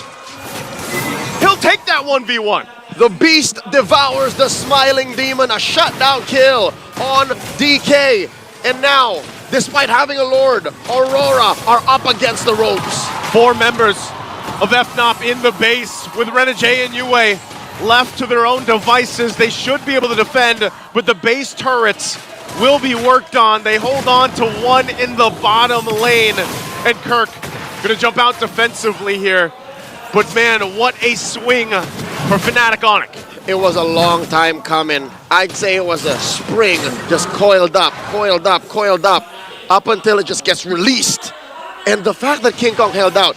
King Kong was down about what, like 1,000, 2,000 for a while? And it was just the threat of Kelra keeping Aurora honest. And now suddenly, he's up 1,000. Man, we saw this just in the previous games throughout the playoffs even. If you've just been watching King Kong alone, he loves to do that. He loves to play these side lanes and put pressure enough. And then either he'll join those fights for the Lord takes or he won't. And you have to respond to him. He just makes you acknowledge him. And now Fnatic Onyx are forcing Aurora to acknowledge their threat of taking the Lord. In about a minute and change, upper quarter of the map, this long lane has to be worked on again. We talked about how King Kong keeps doing this, how King Kong is so good at working the long lane. Now he has to find a way to get back around there and then force a response from Aurora, who, by the way, right now is going full on Ube. This is gonna say, yeah. Ube Aurora right now. They're playing around Renegade 100%. Looking at just the formation that they're rolling with too. And that's the thing, they have to kind of keep their head on the swivel. Even if they have this movement speed buff from Renegade here, Kirk was looking for the jump earlier on. I think what makes that jump something that Kirk has to hold on to is the threat of Edward. Mr. Consistent. Yeah. In that last Lord fight, it seemed like he had it. But he got bursted down so quick by Kelra that he didn't even get the pop his ult. Yeah, so if someone come out, what? That's a huge Iron Hook. Edward, as we were speaking of him, will survive. He spent his flicker. He spent his flicker. That's good timing, It's what you gotta do. It's what you gotta do. Impressive. Lord's up. Impressive how we got away. Unfortunate that he can't use it offensively. Yeah. Good that he stays up, but now this Lord, and FNOP knows this. That's a minor advantage for them as they approach this fight. And we're getting in that territory now where these items, potions, and everything else will be picked up. So they're going to go ahead and stand this off. They know Edward can't force that penalty zone the way he probably wants to in this fight. It's an honest engage from Mr. Consistent, and that's why Aurora. Oh! Full on Ube. There's a Purify. Oh, it's a flicker out. It's a dash out. Is he going to break out? I don't know. King Kong limit testing there. Queller shot. Kelra lines it up as well. He's going to find Renegade. Look at the backside, though. You ain't going to be in trouble, and King Kong will pick him off. He's going to go straight for the base. King Kong doesn't care. Gets a kill and goes for the win. He'll do it himself as they take game 2. The beast strikes straight out of Skull Island. King Kong single-handedly taking down the base to put Fnatic Onyx Philippines at 2-0. Leo, did I not say that? You did. King Kong has been doing this all the time. You did. Man, he does it again. You got to keep an eye on him. The question is, even if you do have an eye on him, what are you going to do about it? Analysts at the end of the game to buy it. What's Aurora going to do about it? And that is a big question, isn't it? Wow. It just feels like King Kong has a different overview of the game that we are not seeing. The difficult thing about the lineup of Aurora against the lineup of Fnatic Onyx Philippines, since the Beatrix was already in the power spike, they could not send anyone if that 5-man lineup from the objective to manage the split of King Kong. They just had to hope that Fnatic Onyx Philippines would slip and that they can get a pick so that they can get the objective. But Super Prince on point, 6-1 and 5. He's been hitting and finding the marks with the real-world manipulation. I mean, even during the down to the 12-minute mark, highest damage dealt at that point for Fnatic Onyx, and just all throughout keeping Fnatic Onyx afloat, because there was a time that Aurora was really in control, securing 3 turtles plus the first 2 lords, and this guy was one of the catalysts why Fnatic Onyx, specifically why King Kong, was able to extend the game and end the game that way. If you have a lineup that loves to... Your enemy, rather. If your enemy has a lineup that loves to stick together, you know what? Go ahead, stick together. More targets for Kelra to hit. More targets for, of course, this guy Super Friends to make life hard. Yeah, the lineup of Aurora, going back to this play, right after this happened, I was questioning the positioning here of Aurora. Why is your gold laner there in one of the most hot areas that you are gonna check with your hook if you're a Franco? It's a hot hook. Aurora was able to readjust after that, but then King Kong really was just a menace. Again, harking back to why Selangor Red Giants was able to defeat Falcon's AP Brent. The 4-1 split. This is a strong 5-man composition from Aurora. This is a great 4-man team fighting composition for FNOP that you can send your Nolan to manage the long lane. You know, I just like to commend Brusco because there was a certain time that Kelra was ahead 2k, 3k gold lead over Doming despite Aurora's early dominance. This was because Brusco was making sure that the Iron Hooks was connecting to Doming, giving him 3 deaths, landing 2 deaths first off early to mid game because of those hooks. So it really was a team effort for the whole squad of Fnatic Onyx. You know what? If you hit someone with the Iron Hook here, they're gone. Because they don't have Purify. No one has Purify. Everyone has Flicker here. Yeah, that was the difficult thing about the lineup that Aurora was facing. They couldn't pack up Purify for them because they had to get away of the real-world manipulation, the Starfield. I forget I used that as a shortcut. And away from the Avatar of Guardian. And to add to that, Aurora, though, they were handling this Franco lineup really well because it's a little bit easier for them to frontline up until Kelra gets the key item. Remember, I was telling you guys, the moment I saw that Sea Halberd on Kelra, it's over. It's go time. It's going to be much harder for Aurora to team fight as 5 versus 4 until they find that Beatrix. And we're seeing why this hero, right, specifically Beatrix, so deadly in Kelra. Yeah. He has a way around, like, playing and switching around to weapons that they need the most. You go for the Bennett if you want to go for these turrets. You go for these really accurate Renner's apathies Yeah. that make the life of King Kong easier. Yeah, and at one point he was even rocking the Wesker. If ever the team fight positioning looks like Demon Kite wants to get close to him, Edward wants to get close to him, or even Doming would be very aggressive just so that they can pick the Beatrix. But then suddenly they're like, wait, this guy has a shotgun? Where'd that come from? Yeah, and that's the thing. Actually, we even saw a moment wherein the AOG plus the what do you call the bazookas of Beatrix again, the ultimate Bennett's didn't Rage. connect. Bennett's Rage. But the fact that their lineup has a lot of get to re-engage despite the presence of Renege's Rafaela, you know, it was Fnatic Onyx game as long as they get the positions right. Even though the CCs, the AoEs don't connect. That's right. Yeah. Even though Aurora was like ahead by like 2K for most part, I was thinking, nah, it doesn't feel like they're ahead, doesn't it? Yeah. It feels like they need like 10K to really get on top of Fnatic Onyx here. But before that, maybe our analyst would think the different way. Let's find out. Super Family is not allowing Aurora MLBB to get a point as they take the second game of this series. Once again, welcome back to the Anna Stand. My name is Wolf, and I'm with Coach Wolf here, providing professional analysis as to what happened in that game. I would have to say, Wolf, I think you will agree with me on this. I think Fnatic Onyx just understands late game.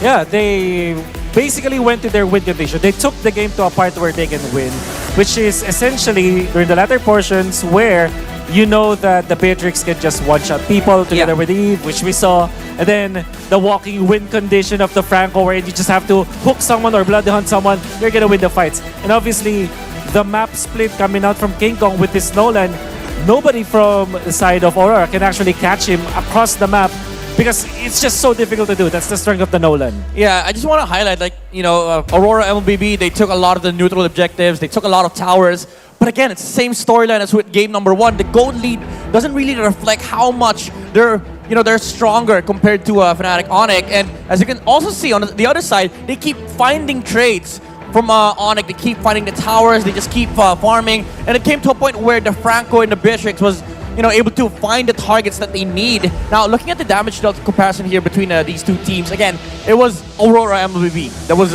leading the charge in terms of damage output. But you also see Super Friends contesting the damage output here of Fnatic Onyx, contesting the team fights, allowing to sort of delay the game up until the point where you hit the critical mass on the Franco and the Beatrix. Super Prince also made it difficult for the backup of Aurora to have a good positioning. For example, when Renege is trying to run away, he gets slowed down. Obviously, you have anti-slow because of the Rafaela. There's an extra kit you get from the Rafaela that you don't get slowed as much.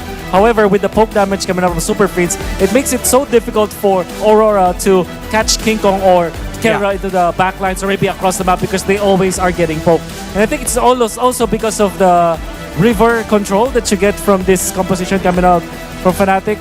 It's essentially just clear the minion waves in the mid lane and then you can just roam around and poke people around. Yeah, it just feels like Super Prince is always, forcing the terms out of Aurora MLBB, using the real-world manipulation to contest what Aurora wants to do in a team fight, and also not allowing Aurora to find team fights on their own terms. Now, as we look into the item progression, again, you would see the timings here for Fnatic Onyx. Once they've gotten themselves the damage items that they needed, specifically on the on King Kong, the Malefic Roar, the BOD Malefic Roar timing as well on the Beatrix, it just came to a point where they have so much damage where Aurora MLBB, if they want to start a fight, they have to concede at least one hero death because the hook is going to come out, the Bloody Hunt is going to come out, and again, as we've mentioned earlier, Super Prince always with their real-world manipulation finding these forced fights against Aurora MLBB. Now we are going to be looking at the kill map here for both sides, which is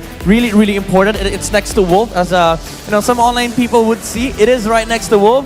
Again, Fnatic Onyx, they just constantly found these pickoffs against Aurora MLBB, and these pickups are always around the objectives, the pushes that they have, the control that they have. It was always on the terms of Fnatic Onyx.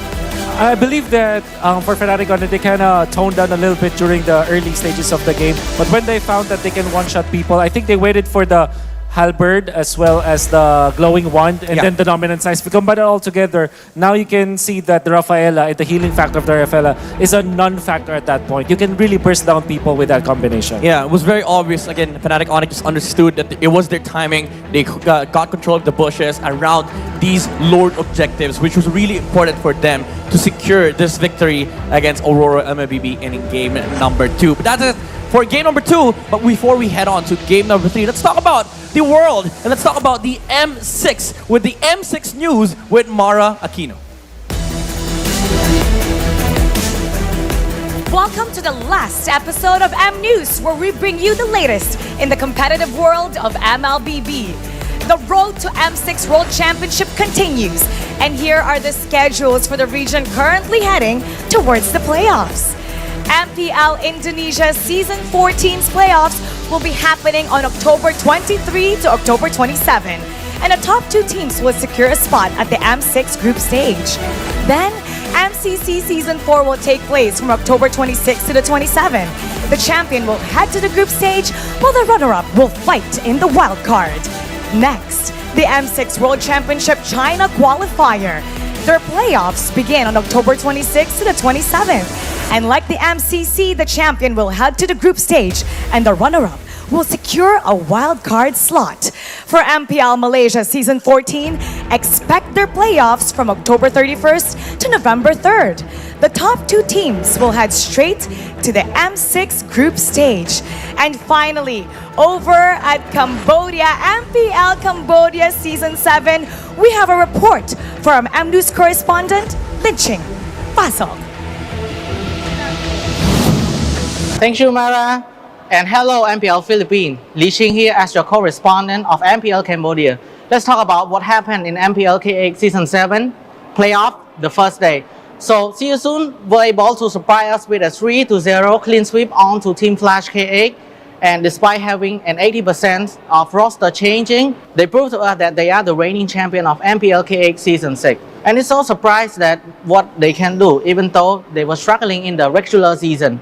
And for the second match of MPL K8 playoff day 1, the Red Spot will be able to go toe-to-toe against Galaxy Legend despite losing to them 2-1 in the regular season with a complete full best-of-5 series 5 game. And for the second day, in the MPL K8 Season 7 playoff, we can see that the first match, CFU Gaming were dominating See You Soon 3-1 with a completely shutout on to See You Soon as well, even though they did lose to See You Soon in the last season 3-0. And for the second match, Galaxy Legend be able to beat Pro Esports 3-1 as well, despite losing to Pro Esports 2-0 in the regular season. So Galaxy Legend really proved to us that they are the grand finalists of MPLK Season 6. And for the last test match of the day, CFU Gaming will be able to dominate Galaxy Legend in a full best-of-5 game series, winning 3-2 over to Galaxy Legend Gaming and becoming the grand finalist early on. For the journey of CFU, I can say that it is not a very smooth, but they be able to pull it off by winning against See You Soon 3-1 and also 3-2 against Galaxy Legend as well. So they already booked a ticket onto the grand. So they'd rather take out the Focus instead. Show later for Kirk is available, but then he can still go into the Terizla and his, dare I say, very wide hero pool this season with 13 unique heroes already played in that position. Yeah, it's almost impossible to ban out anyone from FNOP completely with the amount of heroes that they've already exhibited here in the regular season as well as the playoffs. If the motto for Fnatic Onyx Philippines is greed is good, wink wink if you know what I'm talking about. 999? 999. Then Kirk might actually end up falling into the CC in the XP lane. So it could be a CC or CC Cho or CC Terizla. Alright. So that's kind of, again, you're expecting maybe a wombo combo. Terizla is also viable here for FNOP. Again, very little answers available for Aurora if they go for that route. Yeah, you still have the Hayabusa though for Demon Kite. Yeah, Hayabusa Julian as his next best picks right now in the jungle. I haven't seen the Hayabusa versus Fanny in a long time. I miss that interaction where the Hayabusa just rides on the Fanny. Yeah. Yeah, with the Good shadow times, kill. right? Locked in. Let's see if they're gonna think about that. right now Hayabusa has fallen in favor. A lot of these players. Will always protect Oh, okay. Sana, all right. Sana for the team fight could mess up the TIG. Yeah, they need something like a Cho here. Interesting. If I'm Fnatic Onyx Philippines, don't fight a slow front to back. Make your Tigreal be the front liner, fighting slow front to back. Have an EXP laner that can break formations. That's why even high loss would be. I'll double think about the high loss. Again, I already mentioned the heroes I want to see for Kirk here. Cho, CC, Terizla. And then for the mid lane, they can just go ahead and Vexana into the Valentina. Valentina, right. Into the Edith. I'll +1 on the high loss because I feel like the lineup of Aurora is already super slow anyway. You can slow them down even further. Yeah. Because the Vexana is going to have to walk in. Same with the Moscow, with the Edith and the Gatot. Gatot can jump in, but that's the only one they have for backline access. Ooh, they go for Arlott instead. Eve is correct, but yeah, Arlott's the choice They have here. the Valentina. All right. Still, in terms of activeness in the map, the Arlott has a good chance against the Edith. Yeah. So right now, Demon Kite, what do you go for? Do you go for your Nolan? Do you go for Hayabusa? Or if you want to go for utility, there's still the Alpha. Yeah, they're thinking about like map presence, speed of rotation. I think they default into, if not the Julian, then the Nolan.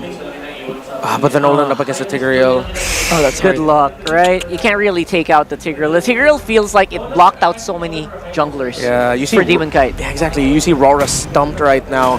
That Bane ban also kind of. It's just a decision. Flashy accompaniment. Ling. For some reason, I didn't think about the Ling here. Okay. All right. I get it. It's a sword fight. It's a sword fight in the jungle. So big sword fight. But knowing that they're up against the Arlott, that could be a lot of pressure into their jungle. There's a chance that Demon Kite might have a hard time hitting level 4 here, but they might need to play defensive early on. Right now for Aurora, there's still a high chance of them dominating the early game again. Edward has been performing well with the Edith, and if they continue their early game pressure, especially towards the XP lane, and take control of the mid lane, which we all know if you have an Edith, it's easy for you to dominate the mid lane, then Aurora can actually score against Fnatic Onyx. These are all default heroes for Aurora. Let's see if that's gonna fare. How that's gonna fare against a lineup that's very sharp and steady here for FNOP.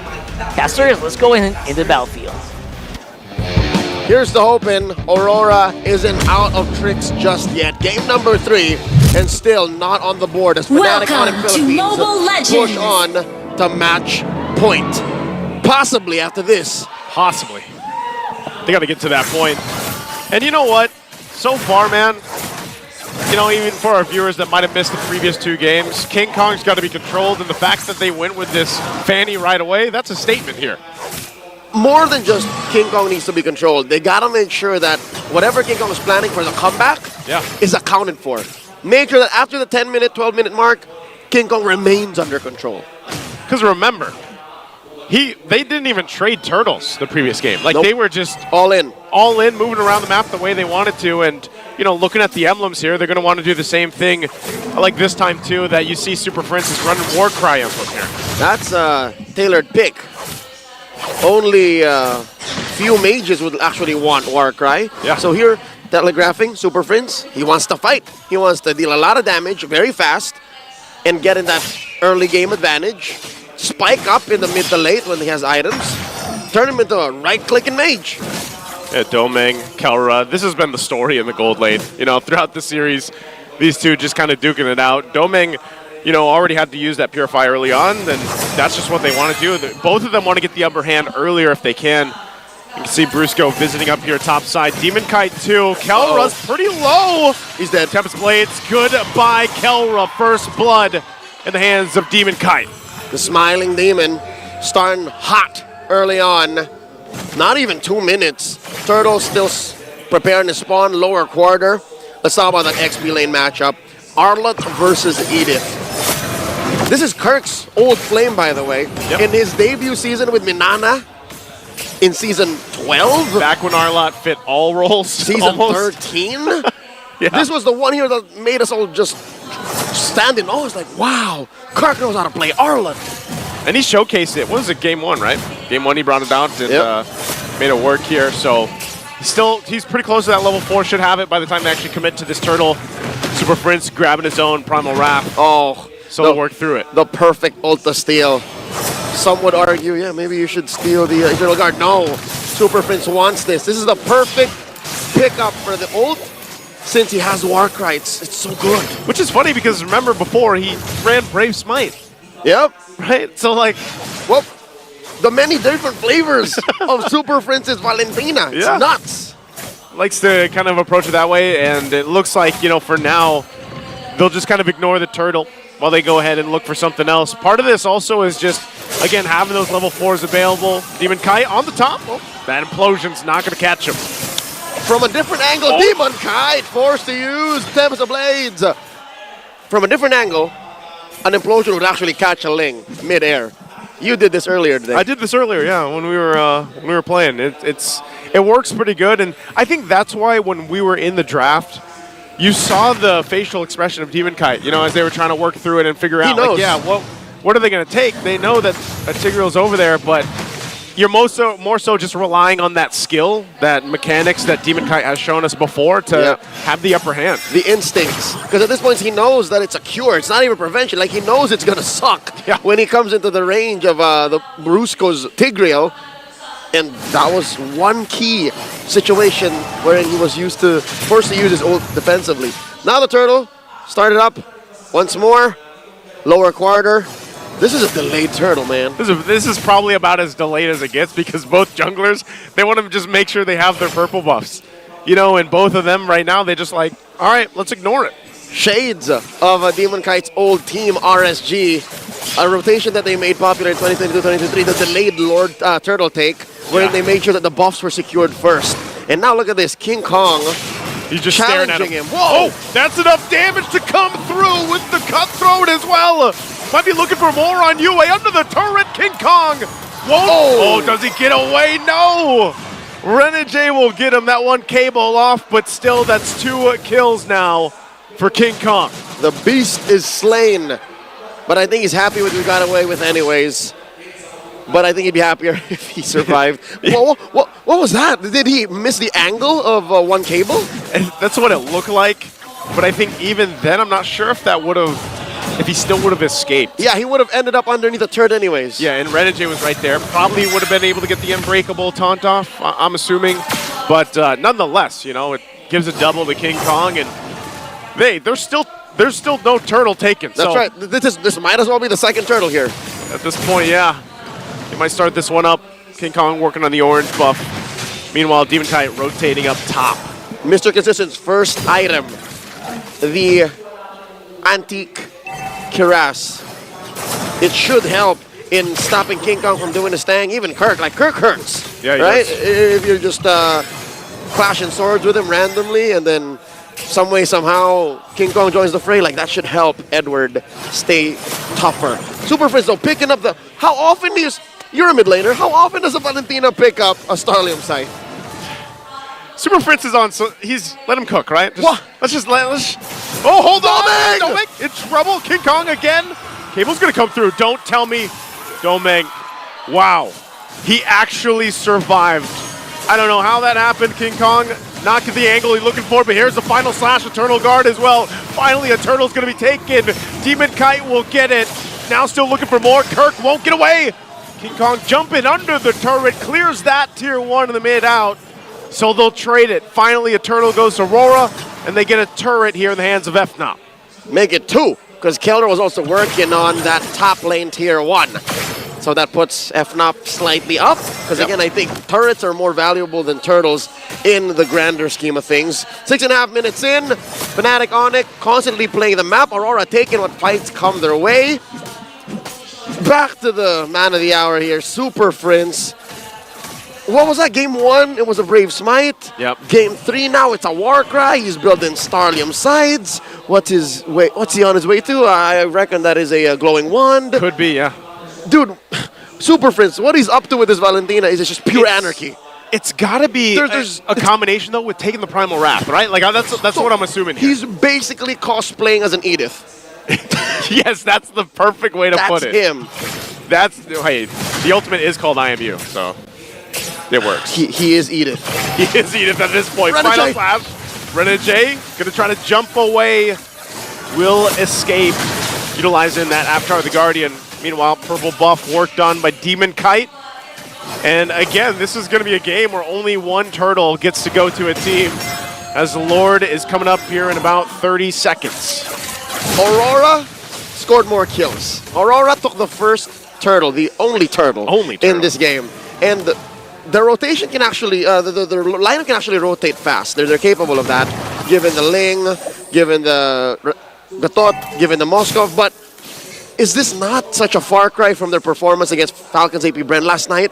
They buried the defending world champions. Oh, King Kong in trouble. All right, he's fine. They buried the defending world champion. Oh, come on, King Kong, let me finish. King Kong doesn't want to let you finish, and look at the response here. This is he why. bought enough time. Renegade goes in with the Unbreakable. He jumps on out, and that'll be enough time to allow also Domeng to get to safety. Impressive work, Aurora. High game sense. Fnatic Onyx, they tried. Yeah. Good setup. Good It's rotation. just, again, a mobile lineup. Aurora can control the map, but what is it? Did King Kong get in their heads? Whoa! The damage on the bottom, Domeng! That's what they have to watch out for from King Kong on the Fanny. Is it gonna come down to Demon Kite babysitting Domeng? Because there's nobody who can protect him. And the panel talked about this in the draft, that the Moskov was the option, but you're almost a sitting duck against a Fanny, and that's what happened there. So that's Lord secured as well for FNOP, but now this is where they put the pressure on the resources of Demon Kite here. Purple buff going to be worked on. King Kong did retry. They're going to rely on it. Implosion's going to be used. Spear Destruction as well. They're going to break out in the fight. Kirk could be in trouble. Final slash. Demon Kite's gone, but they're clapping back here. King Kong will cable on out after he takes out Renegade. Watch Kelra. 2-for-2 trade still in the mid lane. Kelra taking the spear. Has to be careful. Backs off, and Super Prince as well. Fnatic Onyx looking for more after that pickoff on Doming down bottom. Looking to capitalize, gets clapped back on by Aurora, who have a respectable kit, mind you. They have great responses, and here in this fight, they got a solid AOG, a solid EG, but the fact is, there was just way too much CC in the paint for Fnatic Onyx to let Demon Kite do his thing. Like, this is not an ideal King Kong. King Kong! Oh, he is in Basic trouble. attack. That's a little basic attack, but it's going to fall off there. Able to escape, but as you were saying, he's faster than a projectile. He's faster. He should be, right? I mean, you're cabling. You've seen that show. They're pretty fast. This 3D maneuver here is ridiculous. What I'm trying to say is Demon Kite has to go through so many layers. Has to go through a Tigreal, an Arlet, a Valentina that's turned into an Edith, and then the threat of a jump from Kelra. Like, he has to think of all of those things and allocate the Tempest of Blades in a beneficial way. Now, Kirk in trouble. Renegade goes in with a taunt. Not sure if this is the fight they're going to want. Final Slash not going to land as well. Renegade taking quite a few shots, and he'll disengage with a jump again. Meanwhile, King Kong takes the purple buff, waiting patiently to see who's going to come here. He's going to get spotted out, though, so just takes the buff for now. So far, I'm counting about 50-50. Renegade casting a DAG, a defensive Avatar of the Guardian, like that's mainly what he uses it for, but that might be what he needs. Doming's in trouble. Doming's in trouble here. Too much to handle as that full force of FNOP comes on top. Doming is down. This is not a drill. Doming died twice, yes, but in my head I can already see 3 or 4 more deaths in the very same way. Unless they figure something out, unless they find a way to give him space on the map. But that is easier said than done, especially if Fnatic ought to just pop all these holy shields, man. Yeah, who do you send to protect Doming? Again, he even purified out of that. But you're just overloaded by so much that even so, you can't really escape that. So, you know, is Doming just, is his only option to just sit in the base? That seems to be the story here. You can purify stacks on the 1-1. You can purify from the many setups from Kirk and Brusco. But at the end of the day, King Kong just comes in. Purify what? Yeah. In the air, if Kelra does fly. Oh, Demon Kite. Demon Kite, whoa. Look at the damage coming out. Again, another defensive AOG going to be used. And this is getting a little dire here for Aurora, as it looks like the lights are really dimming in this game number 3 for them. Sun's about to set. 12 and a half minutes in. And Fnatic Onyx have scored the first Lord, yes. But they're taking the time with this one. They want to make sure that it's almost impossible for Aurora to contest, or they have a clear take. And Demon Kite. There we go again. The flank here. Gonna use it. They're gonna jump in. Super Prince as well. Demon Kite going in with Tempest of Blades. Will be able to find Super Prince. Could be looking for more. They get the knock up here through as Kirk gonna fall. And they still have Kelra, King Kong, and Brusco to face off against the Lord. Well, I'll be damned. The first time in a while, Aurora are actually going? 3v5. They're gonna jump in. Kelra! He is gone! And Rora finds a little bit of hope, and the light shines a little bit brighter at this point in the game. There's an ember of flickering, an ember of flickering. Aurora are back in this game. 4 for none, plus a Lord. Did Fnatic Onyx not respect the output of Aurora? Did they hedge on the fact that Demon Kite was not gonna catch King Kong? Oh, I guess not, and with that too, they've been waiting to do this. Take the purple buff from King Kong, so they have a massive swing now in their favor here, Leo, for this Lord push in. Usually, it's at this precipice, this crossroads, that Fnatic Onyx just somehow snap into killer mode, into end game. But now it's Aurora who's in that position. 1,000 gold ahead, the map turning red, and for the first time in a while, King Kong has to play defensive again. Aurora looking to clear up these lanes, and they're hunting. I think they're looking for King Kong.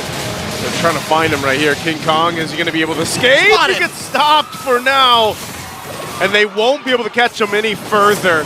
But right now, Aurora playing to get these turrets down, to get some space to work with, because remember, Domeng has had a hell of a time trying to push these side lanes in because of King Kong. And now, I think Domeng has gone through the tough part.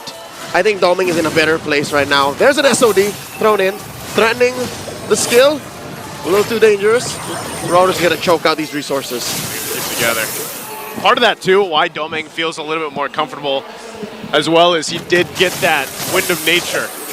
So even if King Kong shows up, at least he has an option to play into it. That's right. Safe from King Kong, safe from Kelra. He only really has to worry about a rogue final slash from Kirk, or like Super Prince coming in from a weird angle. Those are the only real threats, the only natural predators to Domeng's Moskov right now.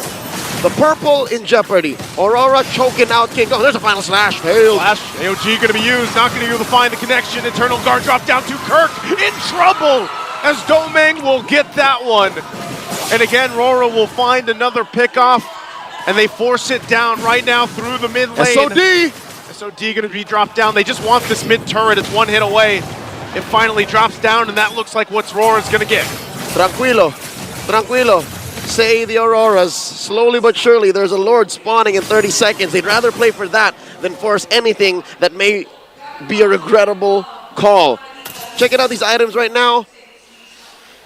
Domeng up by about 1,000 gold, so he's a fully built Moskov, on his way to being a barefoot Moskov. Oh no.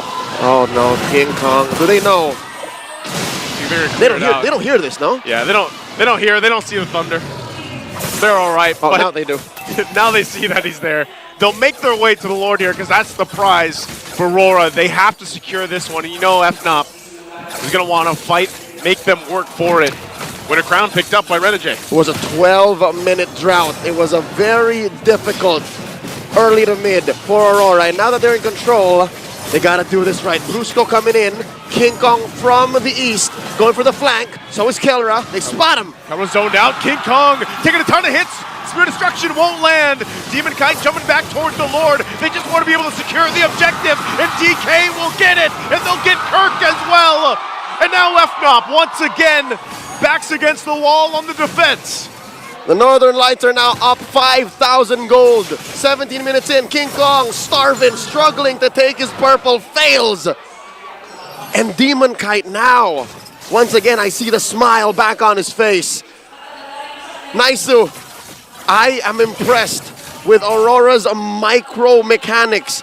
for 2 or 3 times now, they have overloaded the young buck Kirk. Did you see how even in the smallest of alleys in the jungle, they're just able to dodge his final slash? They've been maneuvering it, and it's impressive because it's without a Raphael they had the last game with the movement speed. It's as if they still do.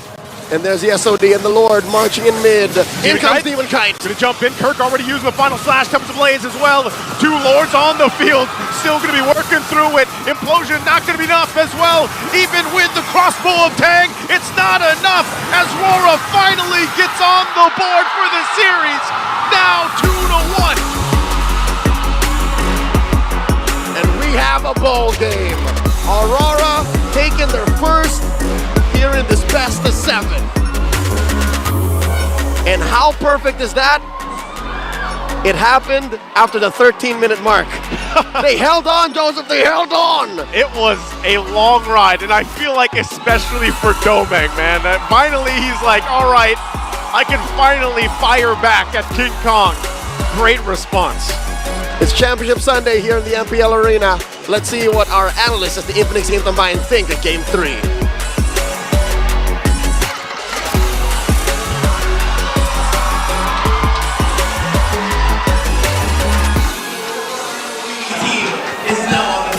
You know what? I got me some doubts earlier on, but I didn't know we'd get Championship Sunday like this. We got a ball game. Yep, ball game indeed, and coming off of the back of Aurora being able to punish a Fnatic Onyx Philippines overheat. Strong punish, and Renegade coming in the clutch with clutch taunts. That 2-man taunt that he got, that was the turnaround. Yeah, during that Lord. Prior to that, they were able to take down King Kong and Kalra, I believe, because King Kong wasn't there during that fight. But clutch to the Hitman. It's hard to pull off a taunt CC onto highly mobile heroes for the side of Fnatic Onyx. But if anyone can do it, it's gonna be this man, Renegade. It was funny because I could have sworn they got the early game there, especially with Super Friends going full on Edith mode, locked in the Starlium Scythe. And there you go. These late game team fights are all what it's all about Aurora. That was a turnaround moment. The moment that Fnatic Onyx Philippines whiffed their initiation there with Aurora starting things off. And that two-man taunt by Renegade coming in the clutch to catch off the 1-1 and the Fanny. Those were the 2 main team fights that really turned things around for Aurora. And since they were playing from an uncomfortable position where it's harder for them to initiate, where they were playing back, it was harder for the 1-1. Yeah. And if not just to commend your energy, you know, there was a stellar performance also for Edward. There were a lot of times wherein Kirk's final slash was hitting, and whenever the flicker final slash was going to be casted, it was a go signal for Edward to go in with the Earth Shatter flicker combination. So it was a whole team effort for the side of Aurora, not to mention Demon Kite's huge plays, huge solo kills. Honestly, up until the very end as well. Like, they were like forcing it to the victory. Yeah, after the first jungle rotation, Fnatic Onyx Philippines needed to take control of the game and dominate because they have abysmal wave clear. Kirk has a concussive blast. Brusco as well. They needed a little bit more utility to help themselves clear the waves. When it got to the point where it was just a full-on push, you saw it was so difficult for Fnatic Onyx Philippines to clear out all the minions. Yeah, and this was coming from the fact that Fnatic had a good start. Who could forget, after Demon Kite picked off Keller for the first blood, there was an invade coming in from King Kong and Brusco. With the implosion play, they got 2 kills plus denying the orange buff. But despite all that, I think you said it during the lineup, that Fnatic Onyx lineup was kind of too greedy. So when it comes to the macro gameplay, I think they were focused more on kills instead of the objectives that Aurora was clearly dominating during the whole game. And to be fair, Fnatic Onyx Philippines has won with those kills previously. Like, just to overload them with all the damage. Sometimes, you know, the opponent gets a little dizzy, stunned up. That didn't happen that much here. Yeah, little by little, I feel like with Fnatic Onyx Philippines making bolder draft decisions, Aurora is getting to read them just a little bit more. Even though you saw the hesitation on their end to pick that Ling, after they survived the onslaught of Fnatic Onyx Philippines having a 5k gold lead, once they were starting to punish, it proved yet again the statement of many professional players in the Philippines that this meta is the meta where you cannot make mistakes. You commit an error and it's so punishing. Fnatic Onyx Philippines committed 2 big errors and Aurora punished them. And not just errors, you know, there were also missed chances for King Kong to actually have solo kills. I think there were 2 instances, even with Doming, So I know a lot of people have a lot to say for this game. Well, you know, two people who have a lot to say. My bros there on the solo analyst, dual analyst. Throw it over. Timing has never been more crucial for Aurora MLBB as they take game number 3. Magandang buhay, welcome to the Analyst Stand. My name is Antinara. I am joined here by my idol, Wolf, as we try to explain what happened in game number 3 between both of these teams. And as we see, it was Fnatic Onyx Philippines that took control of the earlier stages of the match. What was the turning point for you, Wolf? Oh, so that was the second Lord timing where we saw that the Fanny, which was King Kong, tried to poke the Moskov in the bottom lane. So for Fanny, for all of those who are that familiar about the Fanny, when you are that deep, it's difficult for you to get into the Lord area. So when King Kong did that play against the Moskov, probably he could have taken down the Moskov, but then again, it's Dominic, so he survived. And the thing is, the punish was very instantaneous coming out from Aurora. They bursted down the Lord.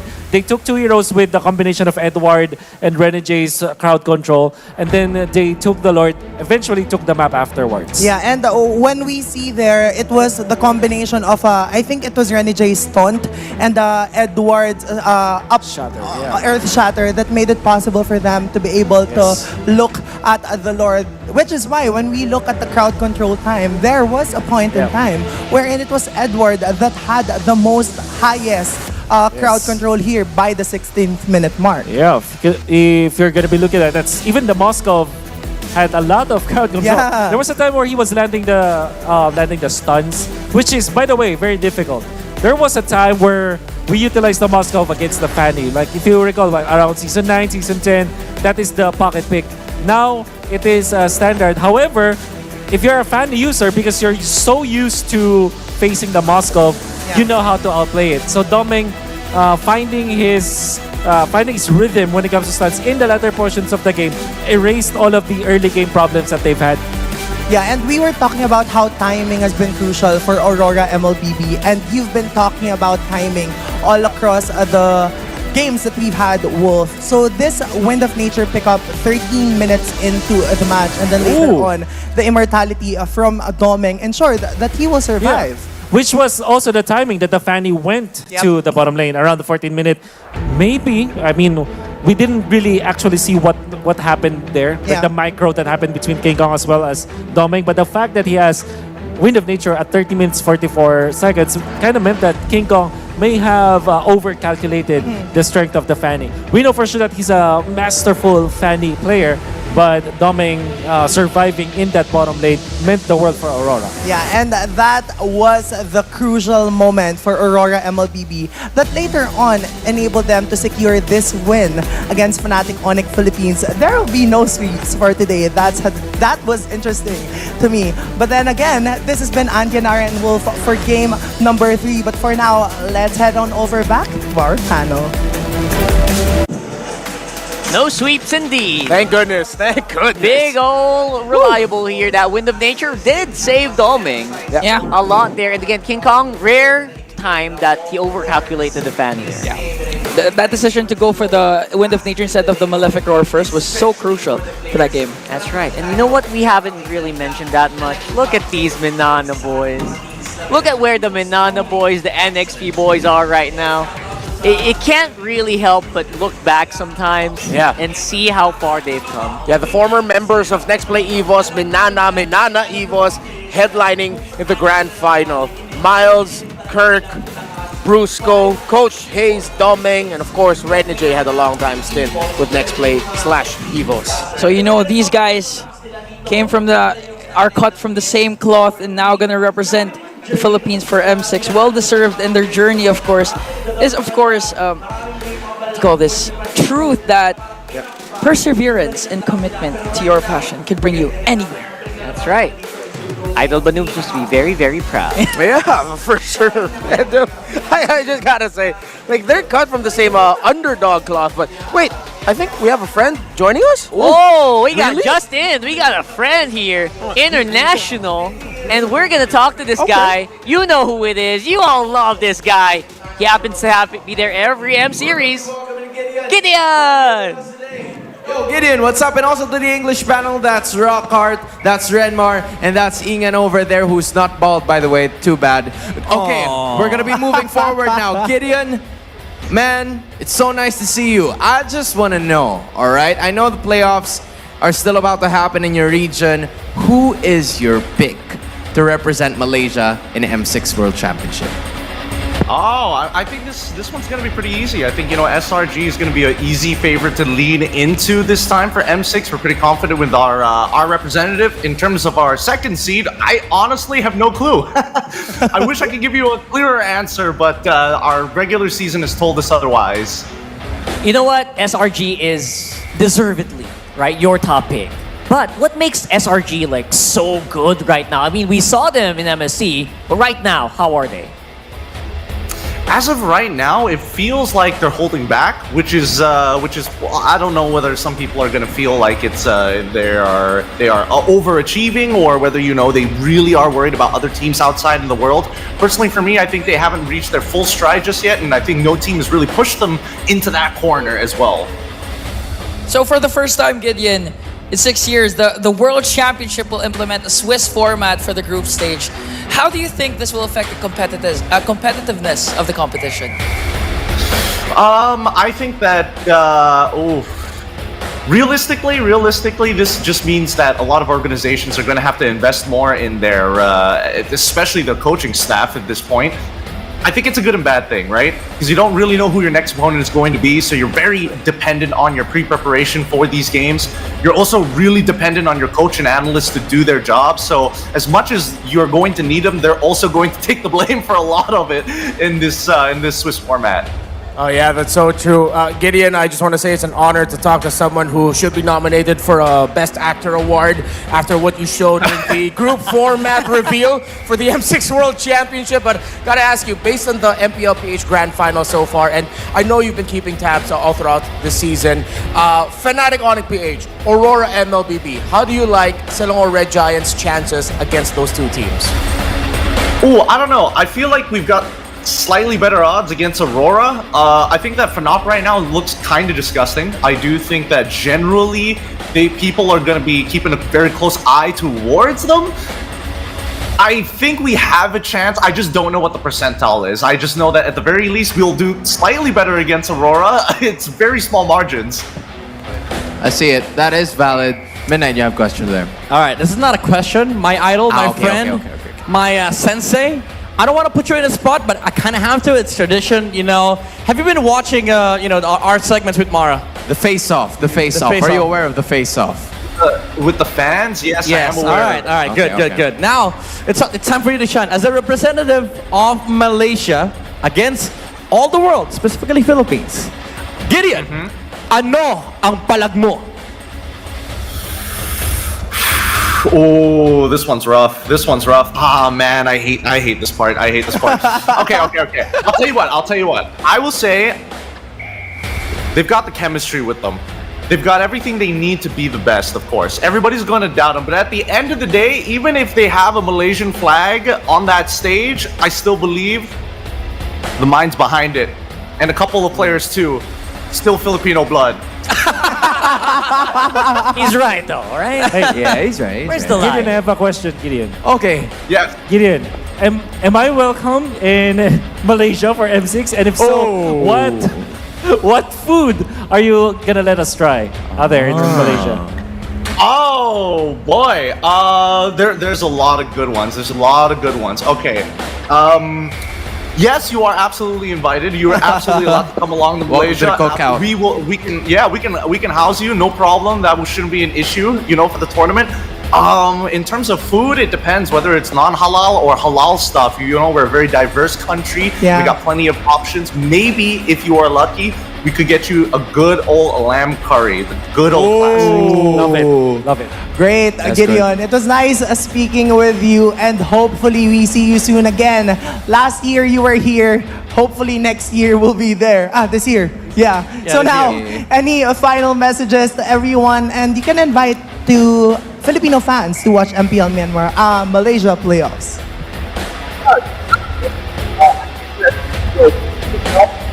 has been working really hard this year for M6. You know, good job to all the teams.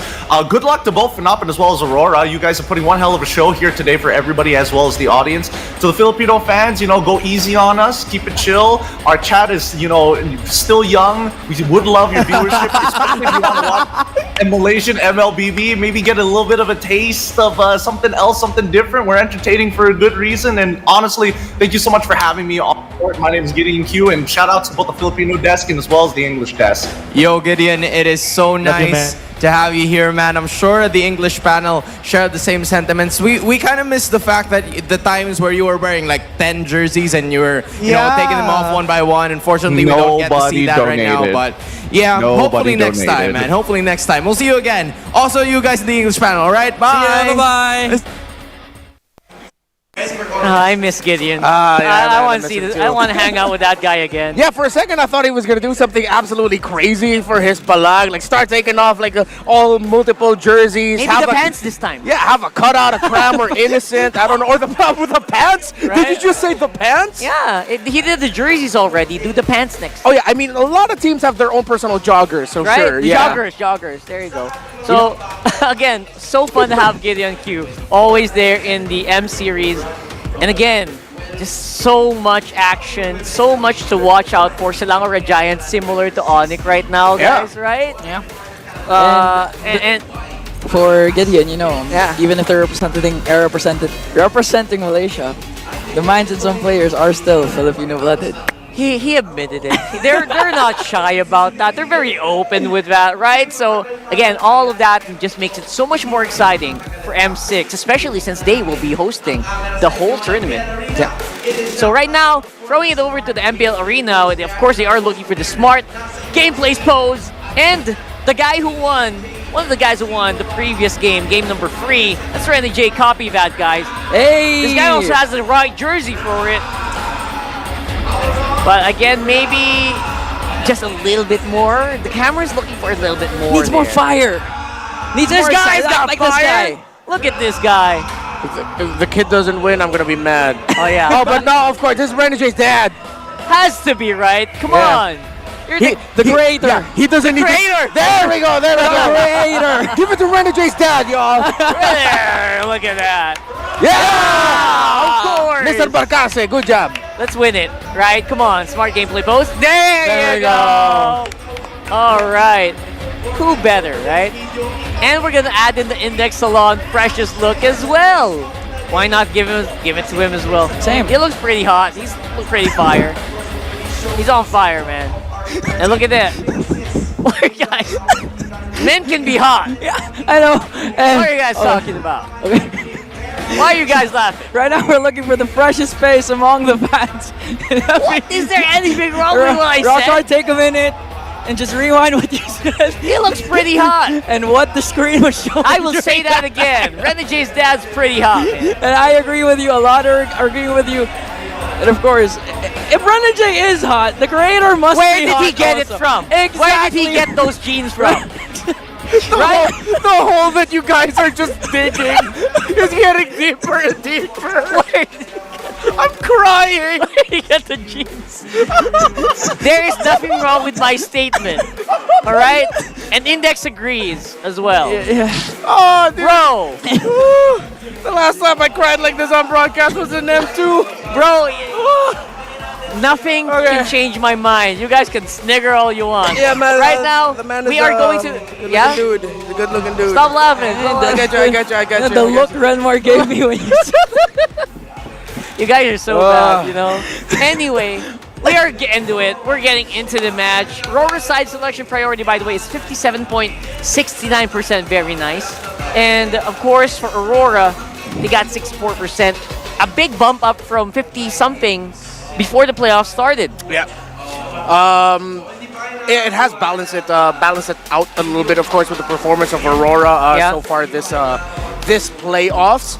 So it's not, I believe, since we are already in the grand finals and we're at the point where we're already in the 4th game.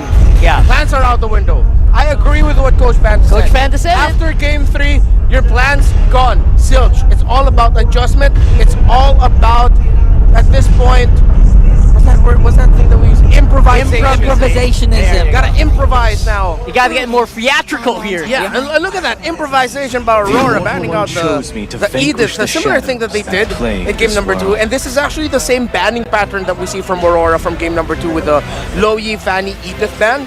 And it's a similar banning pattern as well from Fnatic Onyx Philippines with the Chip Matilda Jushin. I just really love that at least Aurora are sticking with the Loyi perma ban on their side. Yeah. I said this last night. I completely have to reinforce it. Keep that Loyi at bay. Yeah, especially for Super Friends. And so far, Super Friends has been using two heroes. I believe it's Valentina and the Eve. What did Super Friends use for game number 3? It was the Valentina. The Valentina, yeah. So still same, sticking. And now Doming, his most winningest gold laner, has been selected for the side of Aurora. Again, if you didn't catch game number 3, one of the crucial things that Aurora did for that game win was the Wind of Nature play that Doming did in order to stop King Kong from wreaking havoc from that game. I like this high loss pickup by Aurora, knowing that they're going to be playing into the Salmon Force of the Harith instead of having to face off against a combo of a high loss Gatot and then a Harith. They went ahead and take one of those pieces away.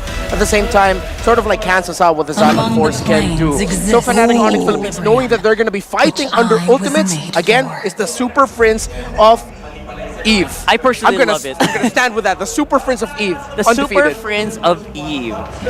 You know what? This is a great pick. Not just because he played it to perfection in the past 2 games, but also because it cancels out the high loss completely. I mean, if they want to go for an engagement, they better be ready to pay the price. Yeah, especially if ever Fnatic Onyx does perform well in the early game and forces out the glorious pathway to be used defensively, the real world manipulation will be coming in handy for Fnatic. I think Fnatic Onyx Philippines needs to respect the Zask here. Even when all is forlorn. If it's not going to be a Valentina pickup by Aurora, it could be a Zask. The Zask high loss will mess up the formation around Fnatic Onyx Philippines enter Starfield off the Eve.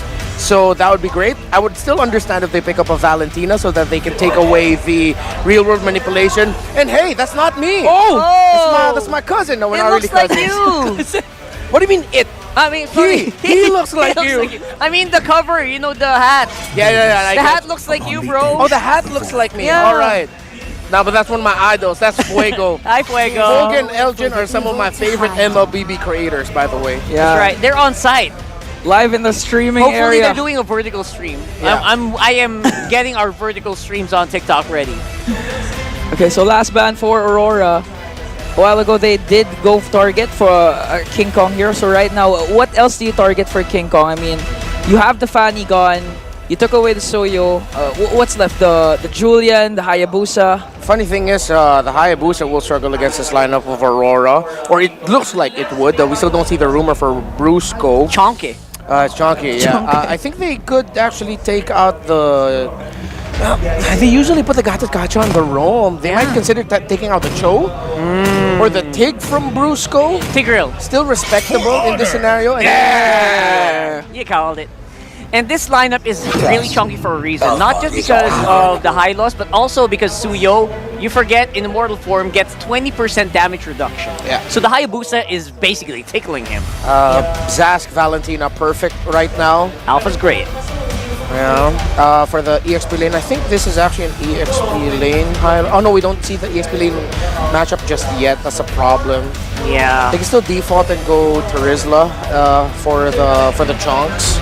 For the chunks? Yeah, for the chunks, bro. You gotta go chunky, bro. Yeah, I mean, you're already up against an alpha. Phoveus is still open though for Aurora. Oh yeah, you're right. That is great, and actually. That turns off the Cho pickup for Brusco, or that would actually make the Cho pickup much more difficult. Maybe Arlot's. Oh, there. Arlot's. All right. Retribution is at hand. Still a valid. Okay. It's the purple lineup. Hylos just didn't get the memo. Yeah. He didn't get dyed up.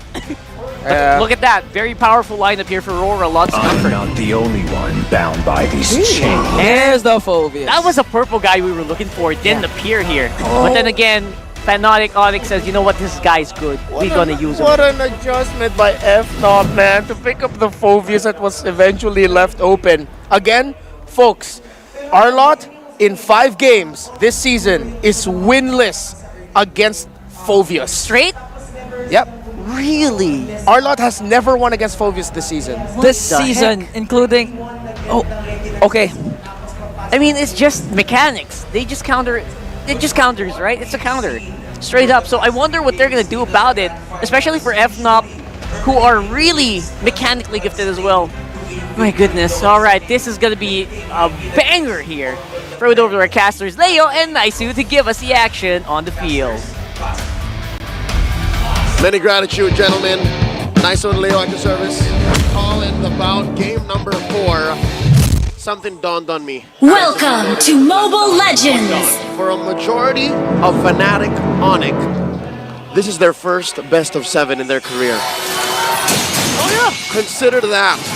And that loss in game 3, which looked like a win in, you know, a portion of it, suddenly they have to deal with that reset. I feel like that was, I don't know, in a way, like, it's a good check for them, like a reality check throughout this series in the best of 7, because, like you mentioned, this is also a mental test, you know, for the lineup. I mean, on both sides, too. I know there's obviously some experience over here for Aurora individually, but essentially that's what a best of 7 is. I mean, we saw a glimpse of this yesterday in our first best of 7 for the lower finals. That's right. And you can really see how things adjust where you're in that first half of the series, and now, you know, as you start to get towards these later games, you're going to see that adjust. But I love what Renmar has pointed out about that matchup alone between the Phoveus and the Arlott. That's right.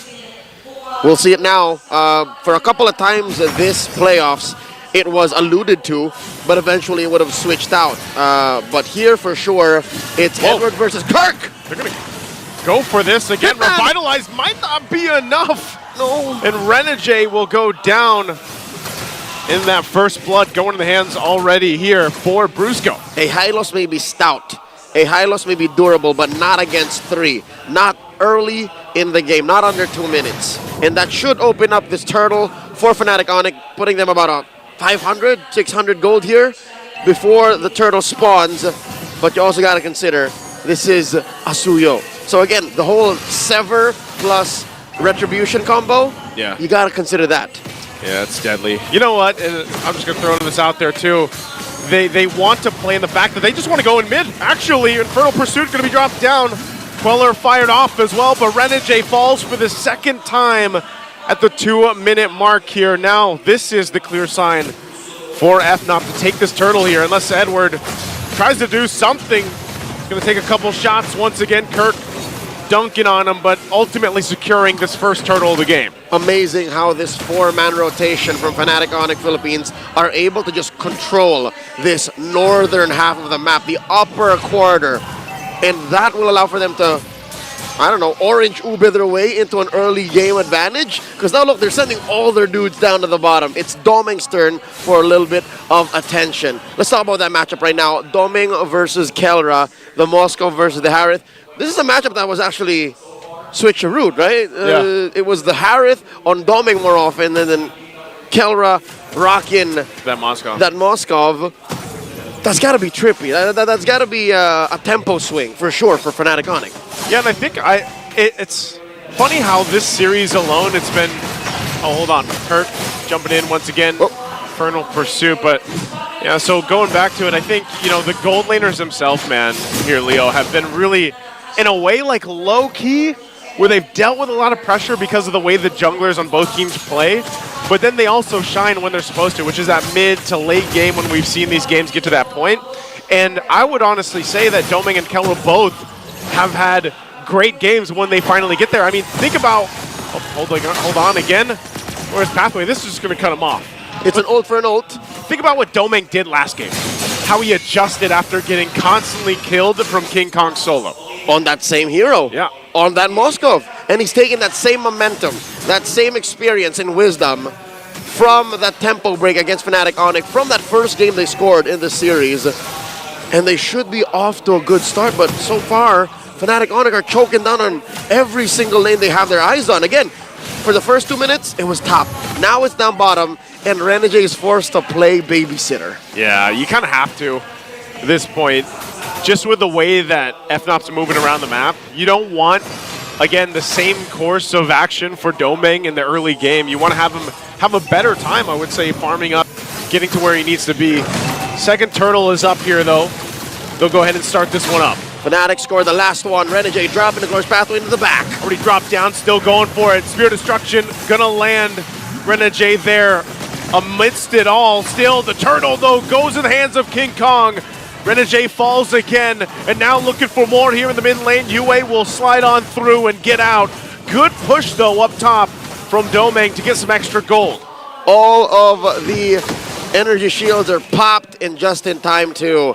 That's going to allow Aurora to keep that gold lead down despite losing out on both turtles. Edward! Whoa, oh, no! That is a whole lot of damage. Good thing he had to burn the flicker. I mean, one hit, he would have been gone. Mr. Consistent, ever vigilant, keeping himself alive but barely. That does allow for Domeng to push in. I think that's why Edward was just really throwing himself and just saying, no, look at me, I'm Psych. here.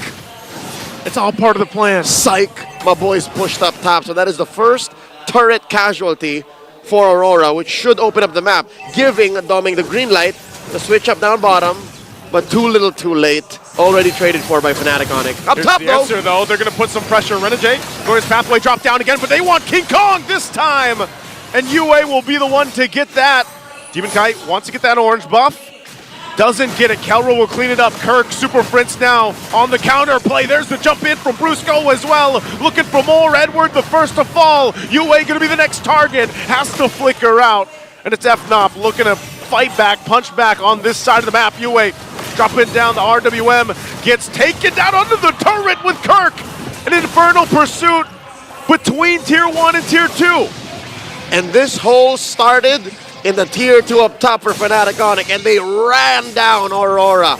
By hook or by crook, they were going to get something out of that exchange, and it eventually converted into a turret down mid. Final turtle spawning.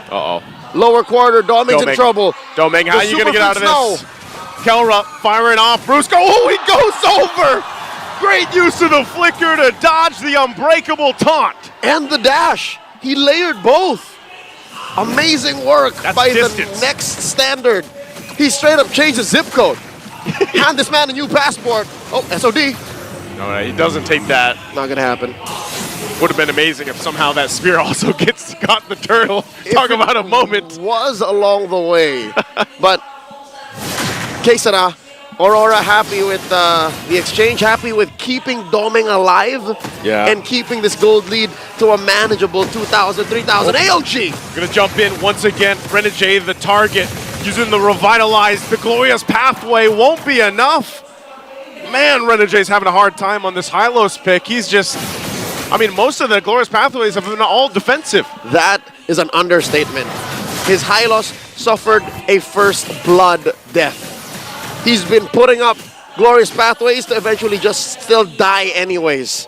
It's not very glorious. It's not very glorious, and in front of his dad too.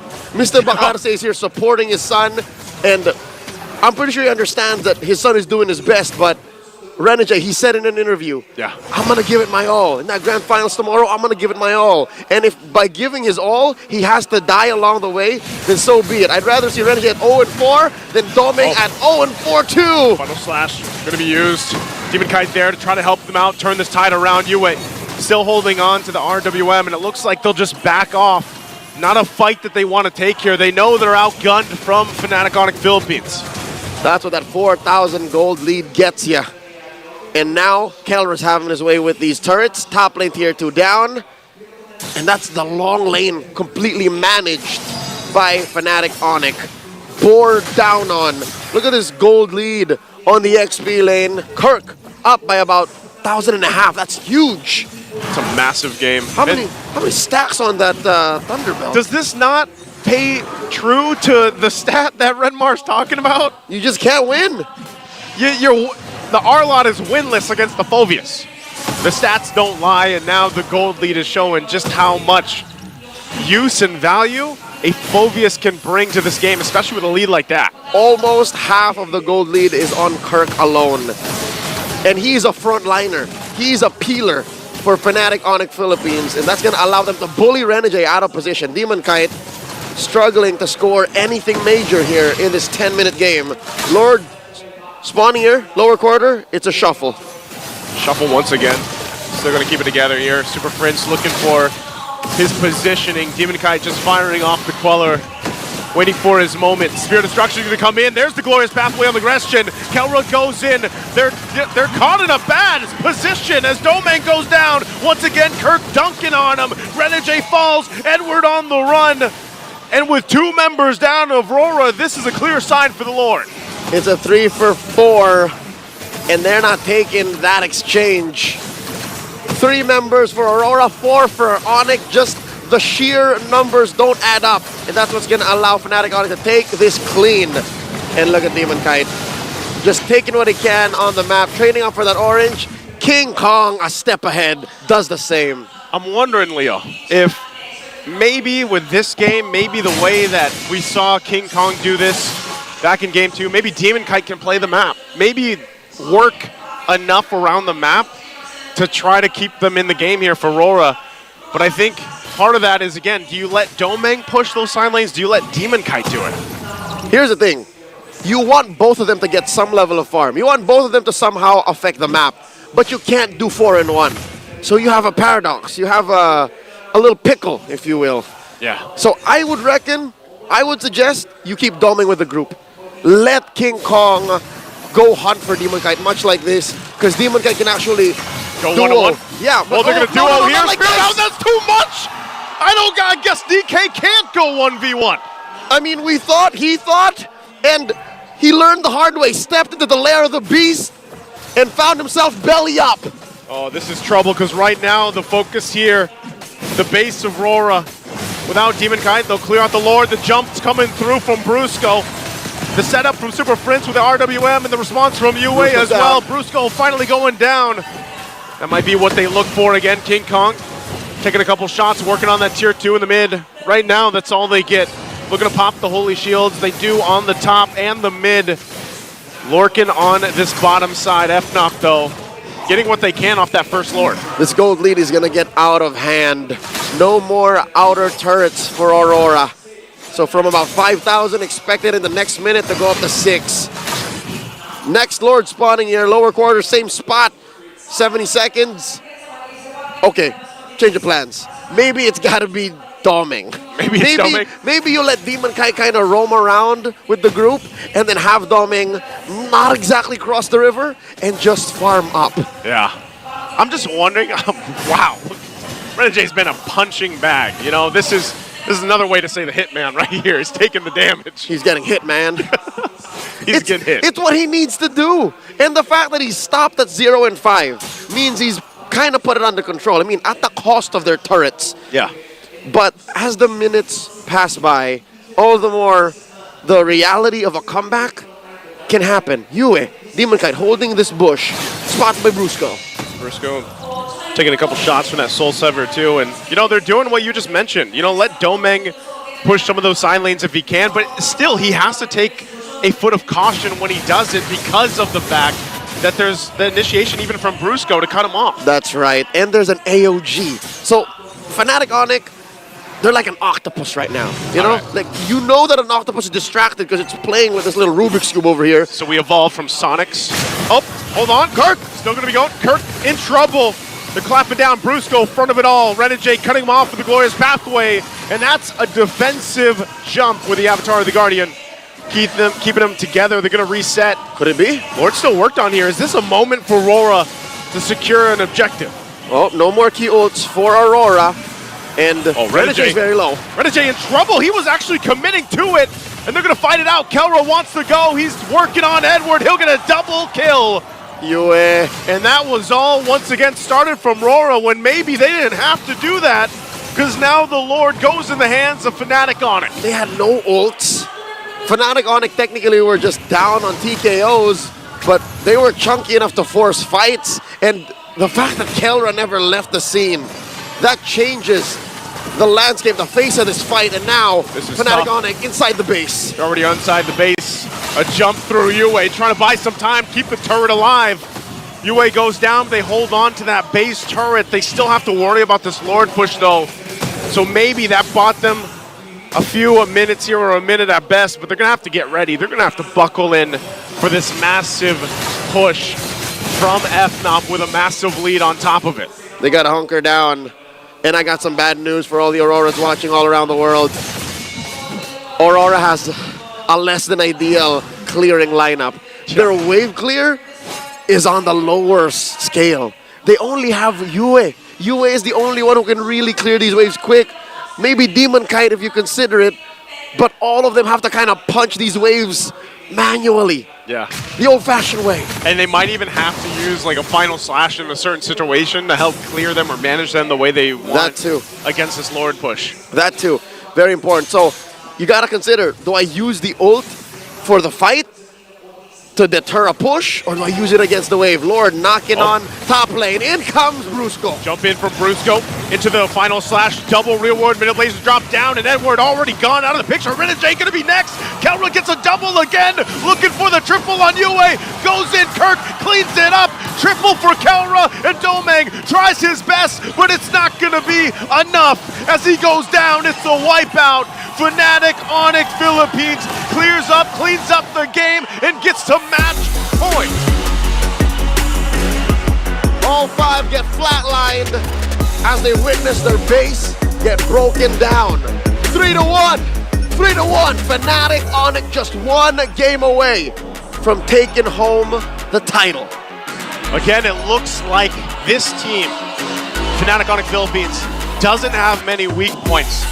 They're able to go ahead and just synergize so well from early to late game, and that's what's dealing, what Aurora has to deal with here as they get ready for another game. They're a freak of nature. Let's hear from our analysts at the Infinix Game Tambayan, talking about Game 4. You know what? Sonics do feel like they do have it all covered. Very unlikely here. They're gonna lose out even more. What a beautiful performance here in game number 4. Exactly, a huge team effort, and you can already see who's standing on the on the stage. The clear MVP. Is that King Kong? That does look like it. And let's double check that later on. Let's double check. Okay, now the MVP. No, it's Kelra. They all have the same look with the haircut, Rock. That's right. That's Kelra, who is going to be the MVP here. Nigh unstoppable on that Harif. We're looking for him. And you know what? This Harif actually did so much, especially comboed with Super Friends on the real world. Doesn't even need to be a real world. Just slow him down. And it does feel like Kelra can do whatever he wants. Yeah, speaking of Kelra, again, the immense positioning that he displayed all throughout the game. A lot of credit also goes to Kirk and Brusco for setting up Kelra because of the first kills, actually, that Brusco picked up onto Renegade. Mind you, Brusco is a roam Gatotkacha, picking up 2 kills. And of course, the swerve into the Phobius pick for Kirk worked wonders for them. All throughout the game, Kirk was very present. Even the panels, even the desk casters, Leo said this, that Kirk was supposed to be the frontliner, but he became a peel for Fnatic Onyx during crucial moments, really disrupting the position of Aurora here. And even Yue had a hard time stealing the real world manipulation, and when those moments came wherein he casted the real world manipulation, he was literally out of position because of the threat of the dive coming in from Fnatic Onyx. Yeah, it must have been really painful for Leo to say that, you know what, the hitman, you got hit, man. Yeah, he became hitman. a punching bag there. And again, you can't really blame him too much. It's his job. Yeah, that's the job of a high loss, especially for that last one, where these guys are supposed, they're built to slow you down, stun you up, and whittle you down so hard. And there's very little that actually can save Renegade this time around. Again, so much power here that was exhibited by Fnatic Onyx Philippines. Not much of a wiggle room left for Aurora. Looking at the emblems of Kirk, the tank, he was really quite tanky, but again, he was still able to dish out a lot of damage. There even came a time that the Renegade was really soaking up a lot of damage coming in, not just from Kelra and King Kong. The thing is, he was there were times wherein he was taken down just by the 3 of Brusco, Kirk, and Super Friends, and it was more than enough to take down the tankiest hero for the side of Aurora, making quick work of game number 4, 15 minutes and 40 seconds in. Could have sworn Kirk could have been the MVP there as well. Same thoughts. I feel like, you know what, they probably could have picked up the Phobius instead, so that we can maybe just do better in terms of that last one. Because, yeah, the Hylos really did suffer so much. Maybe they could have swapped out, a few heroes here and there, maybe made it a lot better for him to actually survive. And this wherein statistics, numbers come in. Numbers really don't lie. Renmar mentioned this a while ago. Yeah. Arlott versus Phovius matchup. 0-5 prior to this match. Now it's 0-6.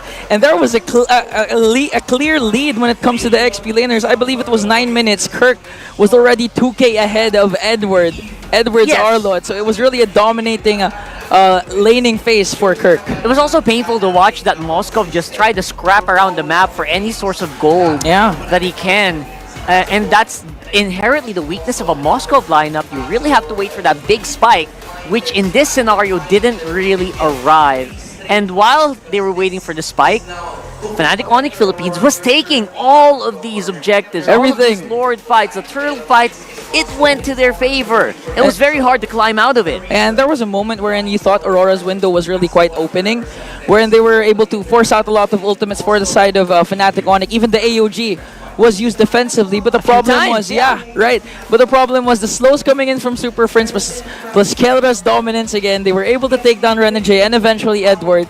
Then they got the second Lord. After that, you know that it was just time standing between Fnatic Onyx and winning game number 4. Yeah, it was so simple for FNOP. All they needed to do was Void Crystal and maybe another layer of protection there with the real world.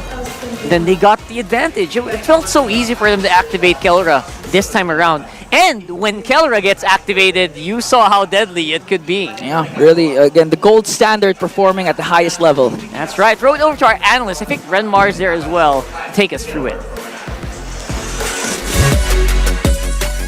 Thank you so much, panels. Renmar here, still joined with Wolf for a very special live episode of the Ocho Kahatang podcast. Oh, Little thing for you there. So I asked you this before we went into here, the burning question. Why pick the Arlott over the Phovius in the last 2 picks for Aurora?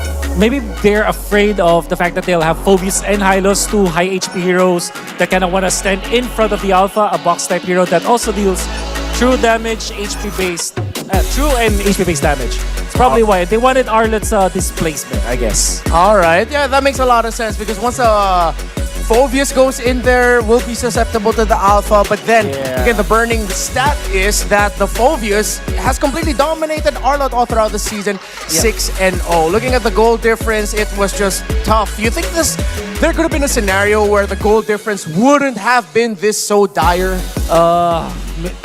It's difficult to say that, especially because draft-wise for Fnatic Onyx, their composition is tailored to win the early game. And if you saw how FNOP played it, they played it so perfectly that they kind of accelerated the game to a point where they're in the mid game, but Aurora's still in the early game. That's what I felt like. And also, it's difficult to deal the damage when you look at the composition of Aurora, because it is Valentina against Alpha. Even in the draft, I was saying that you don't pick up Valentina when going up against Alpha.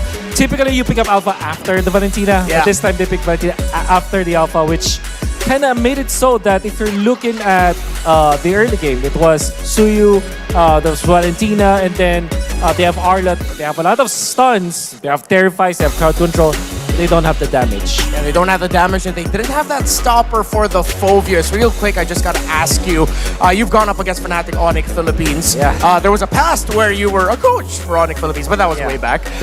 What's the best quality of Fnatic Onyx Philippines this season in your book? Oh yeah, very quickly, and this will be very long, but I'll just sum it up very quickly.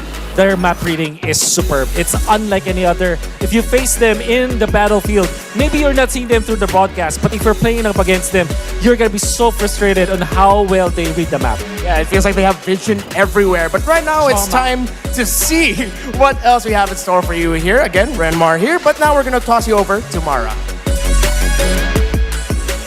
Pero syempre, bago ang lahat, baka naman, Fuego Gaming! Welcome! Hello po. Kamusta naman ang vibe dito sa MPL Arena? Ito sobrang solid ng mga nandito ngayon at sobrang energetic nila. So you're energetic streaming. nila. Nag-restream ka right now. What's happening here? Nag-stream ako ngayon, nagla-live ako ngayon sa live venue. Oh, Ganun. Imbitahan naman natin lahat ng mga So manonood. sa mga nanonood dyan, ayan, pwede kayong manood sa iba't ibang mga streamers natin. Ako po, nakalive ako sa TikTok. Ayan, hello po sa inyo lahat. You know, I love your analysis. I love your voice. Thank you po, So thank ano you. masasabi mo tungkol sa mga pick and bans na nakikita mo ngayon sa ating grand finals? Analyze this, Fuego. May, nakakatuwa yung ginagawa ng Aurora ngayon kasi nung Game 1 and Game 2, sila yung nakakakuha ng early game. As in, sila yung dominant sa early game. Pero pagdating sa late game, dun sila nababawian ng Onyx.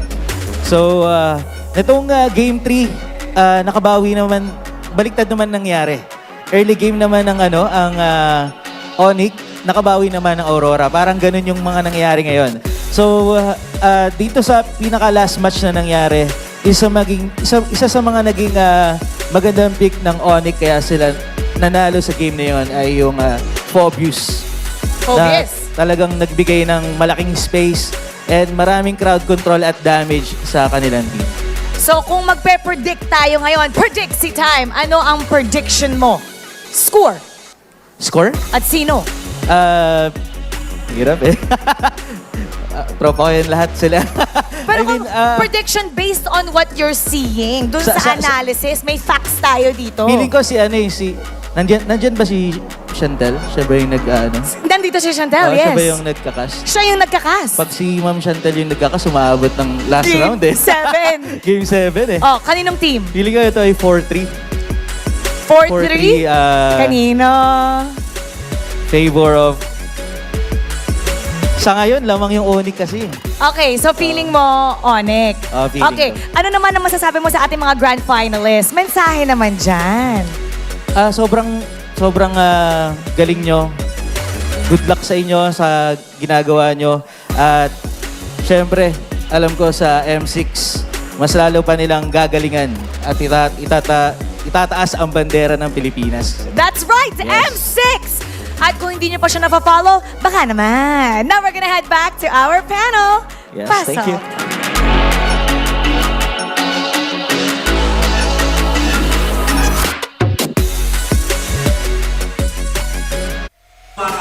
Baka naman means maybe. Yes. I don't know the right translation. No, but It just says right. maybe, right? Maybe. Just it means maybe. And a big friend of MLBB, that's Fuego. He gives a lot of analysis, a lot of tutorials over on his, I think, YouTube and TikTok.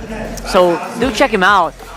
No joke, you learn a lot about MLBB if you watch him. So big shout outs to him and everyone watching and all the restreamers. You know what? MLBB would be nowhere near as big as it is without all of our restreamers who make this game what it is right now. The passion, we can feel it. The time that you spend watching and playing the game. Yeah, our content creators, everyone really adds a lot to our community. So we're all very grateful for you because every time a new patch drops, I always watch your videos. Yeah, and they're the reason why PH server is one of the hardest servers Oh yeah. in the whole world. And you guys are also part of the reason why ML is one of the biggest esports games. Again, 1.3 billion views. Yeah, actually, that's true. I mean, if you want a shortcut, if you don't want to read the patch notes, they'll do it for you. Yeah. We use them. Sometimes it's so easy if someone's already working round the clock to research, and then you can watch it. And look at this, global kills for game leaders. We got Kyrie, another guy clad in yellow. Yeah. Right up there. And alongside Max. And of course, King Kong is joining them as well. Beautiful stats here from globally recognized players. Yeah. If I'm not mistaken, if Adoryu made it to the grand finals, he'd be in the stat line. But since he's not here, of course, the regular season MVP King Kong, who's just been an absolute killer. Again, revisiting the stats, preparing for this day, I was reminded that King Kong is undefeated as a Roger. 7-0 this season. Oh, that was when? Until what week? Until Roger started disappearing, Like around week 4, week 5. Yeah, exactly. And again, these are very respectable numbers. King Kong, despite being relatively newer compared to these guys, are actually quite on the rise. Yeah. And Kyrie versus King Kong.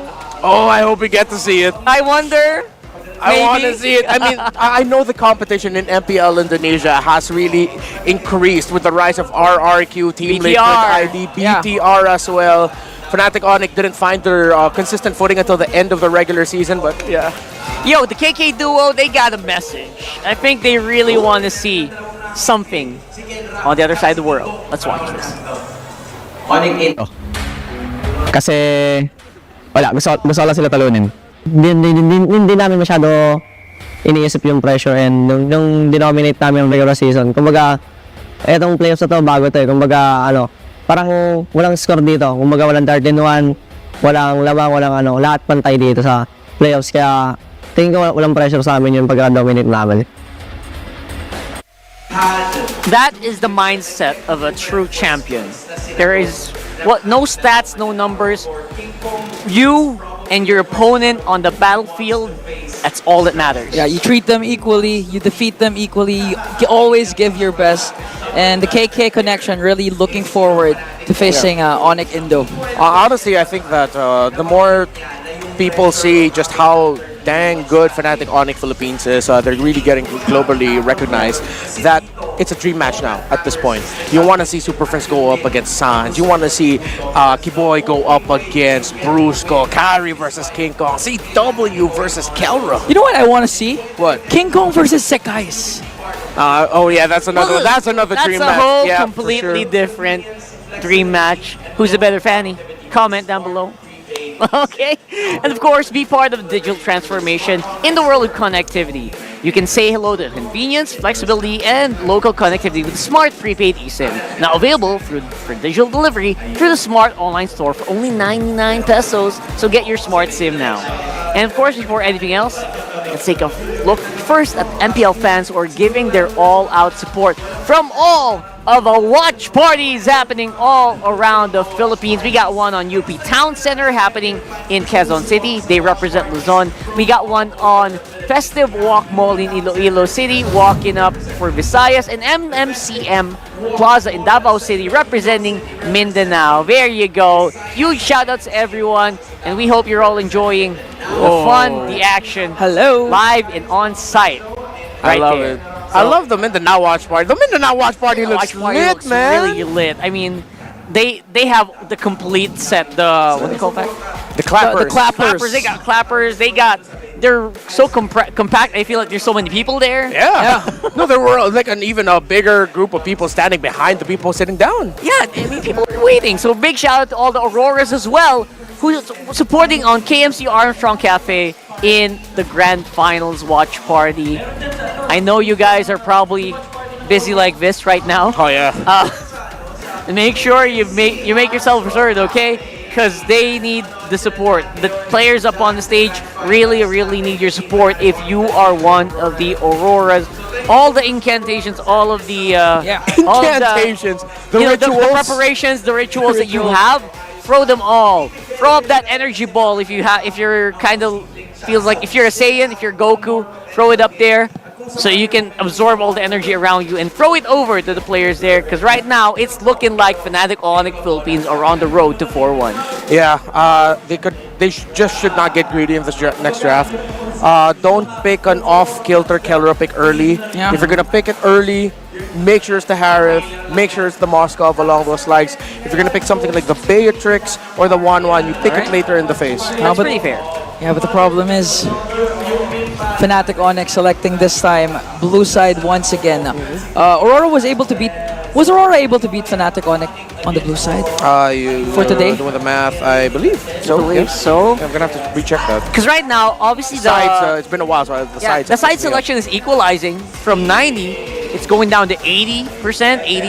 Yeah, I think they were 89%. Yeah, I know they were able to. Yeah. Yeah, so because it was Fnatic then Aurora. The Fnatic was blue side in game 3. That's pretty big. That Aurora means won. they really did a bump. They bumped the numbers of FNOP. Yeah, but again, that was the game where they drafted the 1-1 and the Fanny super early on. The greedy comp. Yeah, and even though they were able to get a good early game, relatively so, despite Kelra getting picked off first, they eventually lost control because they got taunted by Renegade. They didn't have the right crowd control to weather a really heavy siege. So just don't get greedy, Fnatic Onyx Philippines. If you can end it now with the safest picks, with your best bets, do it. But make sure it's not greedy. And greed is not good. Greed is not good. In this scenario. So if you're Fnatic, if you're Aurora, do you actually open out the Suyo or ban it out to force King Kong to use a different kind of jungler? Ban it, bro. Ban it. Should have banned it. Just ban Suyo because it's gonna be auto pick for the side of Fnatic Onyx. That's right. And if you're Aurora, there are very clear-cut bans that are still on the table. Number one, you still want to ban out the Lo Yi. And you're going to have to add the burden of having to ban out the chip on red side as well. Or maybe Aurora goes for something really nuts and leave the chip open. No, you shouldn't. You cannot against a team that did very well with the chip and has great macro, as Coach Wolf mentioned earlier in the analyst segment. So you cannot give the chip. You cannot give the Loi as well. And this time, interestingly enough, they take out the Khalid in as the third ban. Edith has already been picked up by Fnatic Onyx Philippines, and this is such a Chad move because they gave the Suyo and the Harith to Aurora. And you know what? I don't mind it because the Edith's win rate just speaks for itself. No matter where you throw it in FNOP, they're probably going to be able to play it well, whether on the XP, whether on the roam. Yeah, and this is such a great drafting pattern. First off, by Fnatic Onyx Philippines, because you counter, again, the softest counter, close to hard counter to Suyo is the Alpha. And then at the same time, you ensure that there will be no Phoveus picked up there by Aurora because they have the Alpha. You take away the Edith as well from Aurora, plus Eve on Super Friends, again, undefeated. But Aurora with a good response, picking up the Suyo and the Harith, taking the Harith away from Kelra. They'll be fighting under the real-world manipulation, but they have the Rafaela to get away from it. Man, Aurora standing by the Rafaela here. The thing is, Fnatic Onyx was actually able to beat out a lineup of Aurora in game number 2 with the Suyo. This is wherein they placed out the Kelra Beatrix and the Brusco Franco. So if you're if you're Aurora, you have to watch out really for what are the potential picks that can come from Brusco. Because right now I'm expecting Edith will go in the hands of Kirk. Yeah, for sure that is an EXP lane Edith. In terms of the roam, again, they can go pick off into this one. However, they really want to play it safe. I think they are going to be considering Cho. Fantastic ban here, by the way, by Aurora to take away the Beatrix. If they still give that Beatrix, that would have been GG championship for Fnatic Onyx. Yeah, Vexana is the one that they're actually going to stop on the mid. So that's a very curious ban, which means they're probably trying to draft a lineup that wants to go together as much as possible, you know, stick together. Yeah. Good ban for the Vexana. Really messes up the team fighting that you want to do if you have an Eve with you. Yeah. So right now the Valentine still open for Yue. I think they're just gonna resort to a Yue Valentina once again for the side of Aurora. Although the Faramis is still open that Yue can use. Yeah, difficult right now. Looks like the lineup of Aurora. If they want to maximize control and pokes, they might actually even consider picking up the Aurora. But right now the mindset of Aurora might actually just be, we need a real-world manipulation too. Yeah, and the real-world manipulation actually messed up so much of the team fighting for Aurora earlier, even though they had a real world of their own. Yeah, it feels like they just were on the downside. Yeah, but the problem was with Yue, whenever he was casting the real-world manipulation the previous game, he was always out of position because of the dives coming in from Fnatic Onyx. There was the Gatot Kacha, but in this case, Gatot Kacha was actually banned by Fnatic Onyx, so there's no Gatot. Yeah, we have to remember Kirk has 14 victories with the Edith. If I'm not mistaken, that's only 16 or 17 games in total. So that's 3 to 4 losses, or 2 to 4 losses alone with that Edith. That is the signature of Kirk this season. Edith is, again, also in the hands of Mr. Consistent Legend Zero here. There's just no other way around it. The Edith win rate is off the charts right now. Tigreal Cho still open here for Brusco. You know, if Aurora has it, just pick up a XP lane Barats if you can. Because they have For the Tourist Aurora? Lagon. Yeah, excuse me, if Edward has it with him. You have to process that a little bit. In the mid lane though, Okay. I don't know if you guys expected this. Whoa! Cecilion! This evens it out a little bit because it corrects the problem that Aurora has. They lacked a little bit of that long range, and the Aurora would have been lacking in terms of the damage. This has more damage, less control, but the control will still be there. Paired up with a Rafaela, good repositioning, and I think they're going to be packing a Purify with it. But this means this really needs to be a tank later for Edward. Who's that big tanky boy you're thinking about though, Again, guys? Barrett's. Big tanky boy. Or XP. Or maybe even a Bene Tank. that could actually go for the backline, especially for the Eve. Well, we'll see. It feels like a very Oh, here comes the Cho. sharp sword, but the defense is not that high. And here's the picks. Cho and Clint for FNOF. Really great drafting choices right now by Fnatic, Onyx, PH. They need a strong -1. What's left? Thursday is banned, right? There's a Phoveus, but Yes, Terizzle's banned out. yeah.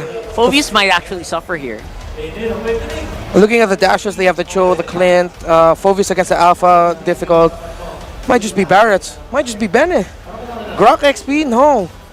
Edward's laughing. I don't know why. Yeah. he's locking in. Oh! He's locking in an old pick. There you go. There's the glue. It checks all the boxes you were mentioning, Renmar. Someone tanky, someone who can disrupt the formation. Yeah. Then glue. Not bad, you know what? Not bad. But you know that formation right now where Clint is hiding behind Eve in that wall? That's exactly what it's going to be like later. And the question is, can the 100%. glue actually get there? And let me remind you, those glulets get melted fast by all of the pokes of the Edith, Alpha, and Eve. No joke about it. I mean, it's nice to maybe smile about it, but everyone has been in that situation where a glue goes in and he can't get out. Yeah. Because he's getting melted. Yeah, maybe that's where the Rafaela comes in for Renegade. Maybe. Yeah. Maybe. Does it heal glulets? We'll find out later. Throw it over to this very exciting and possible conclusion for this grand final. The lights are flickering faint. Can Aurora hold strong for the Thunder God's Wrath, pushing for one more Welcome game? to Mobile Legends. This is game 5 in the grand finals. Leo and Naisu bringing you the action. I did not expect to see Sicilian tonight.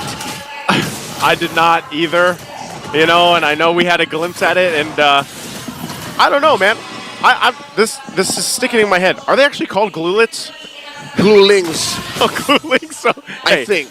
Today I learned, right? Whatever they're called, little glues. That's something that can be said. I didn't expect to see UA on the Sicilian either, but maybe there's a master plan here for Aurora to go ahead and utilize the tools they have. We're talking about sustainability, maneuverability, and also they can build up here. Uh-oh. All right, I had to double check. We're fine. Action continues. Brusco on his signature Cho, aka Bruce Lee, the Bruiser, coming in looking for kicks, baiting out responses. I think that's what he wants to do.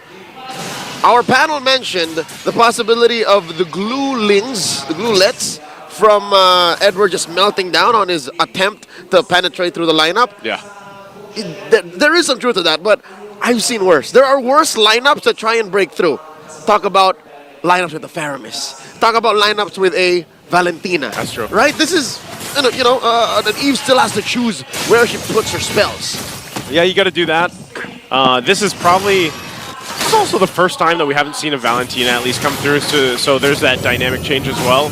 Part of this also is the fact that, I don't know if Clint has done very well, like overall, throughout the playoffs alone, but Kelra confident enough to pick it up. We heard the bands break down too from the panel, so maybe this was just the option. The gold standard is singing at 100%. On the Clint. He was the first one we doubted, and the first one to prove us wrong. Man, so yeehaw. here, this is yeehaw. Yeehaw, Kelra. Howdy. This is indeed the right pickup, especially since you want a mid-game scaling marksman that can definitely threaten you as Sicilian, which makes sense because the story of the series is Aurora in control constantly, and then they lose it in the late game, but they're going to do it now. They're going to fight through it. Spirit of Alpha already dropped down. Edward getting melted down, the glulets and all, and there's Bruce Klee coming in and gets Demon Kite. Gets the turtle as well. Man, they just got everything. All right, well, to get to a good late game and gain control of that, you got to survive the early. And not with a lineup like this, not with how aggressive Fnatic Onyx are. Look at this, the purple just disappears. It's gone. That's highway robbery. That is, at that point. And, it's the pacing that's being set here early on from FNOF. I'm wondering, how long do you need if you have this lineup from Aurora to be able to catch up if you fall behind, right? Because we're talking about a lineup that does need time to build up, especially with a Sicilian. You mean right now? In that mid lane. Yeah, like right now. They're trying to catch up. What's the harsh reality right now? I'd say third turtle. If my third turtle you don't find a way to recover, then you're... Oh, no. You gotta have a plan B. You gotta have a plan Z. Because look at this King Kong coming in. Spear of Alpha again. Renegade just getting melted himself. And there it is. Purify going to be used. Domeng will live. He might look for a counterplay, but man, this is looking already dire. Almost at the 4-minute mark, that whole gold plating already taken care of by Kelra. The Sheriff's gotten good time. A full minute and 10 seconds before the shield goes away, he demolishes it. And now, Demon Kai's not in a good way either. You can't, man. No wonder the Alpha is just such a top pick right now. It's so hard to deal with the fact that you can just get thrown in the air and then obviously the true damage just early on, it hurts. How do you play against it? They're making good time. Kirk just picked up the Thunder Belt about 20 seconds, 15 seconds ago. King Kong got his War Axe. And now he's going to steal away the purple. Oh, the beast is eating good. And suddenly the map has shrunk. I don't think I've seen a map this small in under 5 minutes. Yeah, this is, you know, when we've seen this before, it was when FNOP did get some of the fastest games or the fastest game in the league so far, right? That was, what, 9:34, I think it was. They played like this. Now, Rora can slow them down. I'm not saying it's going to be a game that fast again, but with the way things are going and the fact that this lineup needs that time to build up, they're falling so behind so quickly. It's a little concerning here, Leo. It feels like you're fighting gravity. Look at Briscoe. Like you're going down 9.8 m per second squared. That's the actual speed of gravity. And Fnatic Onyx are just pushing them down. Look, we haven't even seen a single real-world manipulation. And it feels like these fights are non-starters. Yeah, it kind of is. And it makes you wonder, like, for Demon Kai in his situation, when you have this Suyo, and we know it's Suyo as a hero, it is picked up all the time. It does so well. But when you fall behind like this against an Alpha, that's usually the pickup. You know, you're going to have to rely on your team to help you out to go ahead and get the buffs that you need or even the space to work with. But there's just so much pressure coming out from FNOP with the lineup that they have. I mean, Brusco is literally just standing in front of multiple members from Rora. I've counted 4. The most he's strung up is 4. Like, come on, get me. And there's no real catch to this Cho. I mean, what are you going to do? Try to hit him with a Sanguine Claws? Yep. Try to ride on him with the grab? You're not going to spend your ult as the Rafaela. Renegade can't afford to do that. So, with that said, Rora have to just really sit back, relax, and somehow hope that Fnatic Onyx don't pick up the pace. But that's asking a predator to not eat its prey. Yeah, pretty much. You're asking a lot here at this point. And you're seeing it right here, right now. Fnatic Onyx Philippines, 5,000 gold ahead. Continuing to put pressure here on the mid lane, trying to get that tier 1 down. Look at the amount of damage already coming out from UA. He will survive, though. Still purple up, trying to secure it in. Turret finally going down. Kirk joining the fight, flickers in, going for Edward. And Kelra will clean up the kill. Kirk does get traded, though, 1-for-1, but the tier 2 going to be worked on here. And FNOP looking to take a tier 2 turret this early on in the game, as now the third turtle spawns up. Good push from Domeng, though. Wow. Oh, they're going for the Holy Shield as well. They get that. That's a massive resource that you need at what seemingly is 7-8 minutes into game 5. They can't just leave mid lane now. You can't. Not just is that a main artery for the map, it's also a weak spot for Aurora.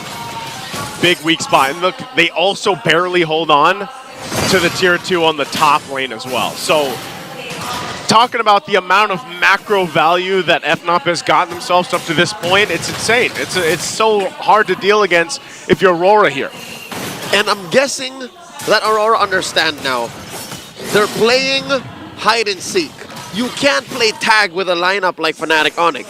The best thing you can do is to farm up where they're not there. So they see that, there's a big presence up top. Let's take this turtle. I wonder if they know if King Kong's in this bush. Oh, here he is. They spot him out. Grab. He might just go for it anyway. Demon Kai will get the turtle. Brusco now joining the fight alongside Kelra and Super Prince. They set up the death box, and Kelra fires on off. King Kong waiting for the rest of the team, and Edward is a sacrifice. Rora will get the turtle, but they lose 2 bodies. Too much to ask to get away with the turtle, to get away with a couple of kills. And I think Aurora just rolled themselves back. That was less progress than what they could have gotten if they just Oh, you hunkered gotta be down. joking me. Oh, wow. Look at Brusco. He's making this Cho look like a Uranus. Yep. It's the new version of it. They try to hold down the mid turret the best they can. Full force still up here. They want to force the fight. Spear of Alpha on the defense. Even the split committed, and that's going to be nearly everything thrown just to defend. Not just, they also committed the flicker. Mr. Consistent came in with the hopes of grabbing someone, anyone, to throw into the base to hopefully get a shutdown kill and maybe get some bounty to help them get to that mid-game power spike, but it's not just happening. Again, Brusco jumping in the base, just trying to base something out. They're still working on this base turret. At this point, they still won't get it. Roro will hold on. And so really, it's just Fnatic Onyx looking for, if they can press the limit, the line so far, to get a turret before a Lord. It looks like they could. 10 minutes in, 7,500 gold. Aurora are holding on for dear life. It would be a miracle if they're able to secure this orange, and they're buying time for Doming. That's all they're hoping for. All right, they're able to push out Fnatic Onyx. They're able to push out the Beast out of stealing one more buff. Fnatic Onyx is setting up for the Lord. The concerning thing to waiting for Domeng, and even UA to an extent, is once they get there, let's say once the stacks are there for UA on the Sicilian, you already got enough magic resistance here. There's the force again from Kirk, gonna flip him over the head. Edward in trouble. They want to fight it back. RWM dropped down to Edward, trying to run away, but Brusco will find him again. Super Prince does go down. Kirk popping the Primal Wrath. And right now, FNOP gonna be held at bay, but King Kong will get the Lord, securing the objective. 1 for 1. Edward did what he could. Edward tried to find more than what they got, but so far it's just Prince. And Prince was more than willing to be a sacrifice. Looking at the item game here. Oh man, that's about 2,000 between Kelra and Domeng. And Domeng has to consider, do I build physical defense? Fnatic Onyx just hurt too much. I don't think he has it in his pocket. I don't think there's enough economy in this game for Aurora to give Domeng a defensive item. He needs more, they need more damage. They need a whole lot more damage at this point. And Rora's gonna have to buckle in for this one, because this could be a victory. March in with this Lord. A mid-turret goes down. There's a flicker from Bruce. Go again. Gets the kickoff. Edward gonna be in trouble. Flickers out on the defensive. They go in with the claws, and Kirk could be in trouble. Real world manipulation gonna be dropped down, but they clear out the Lord. They're able to defend. Rora stays together and stays in the game. The light still shining.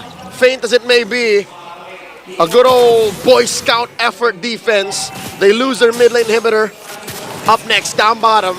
Few shots coming in from Kelra, and they clear the minions. Aurora still in this.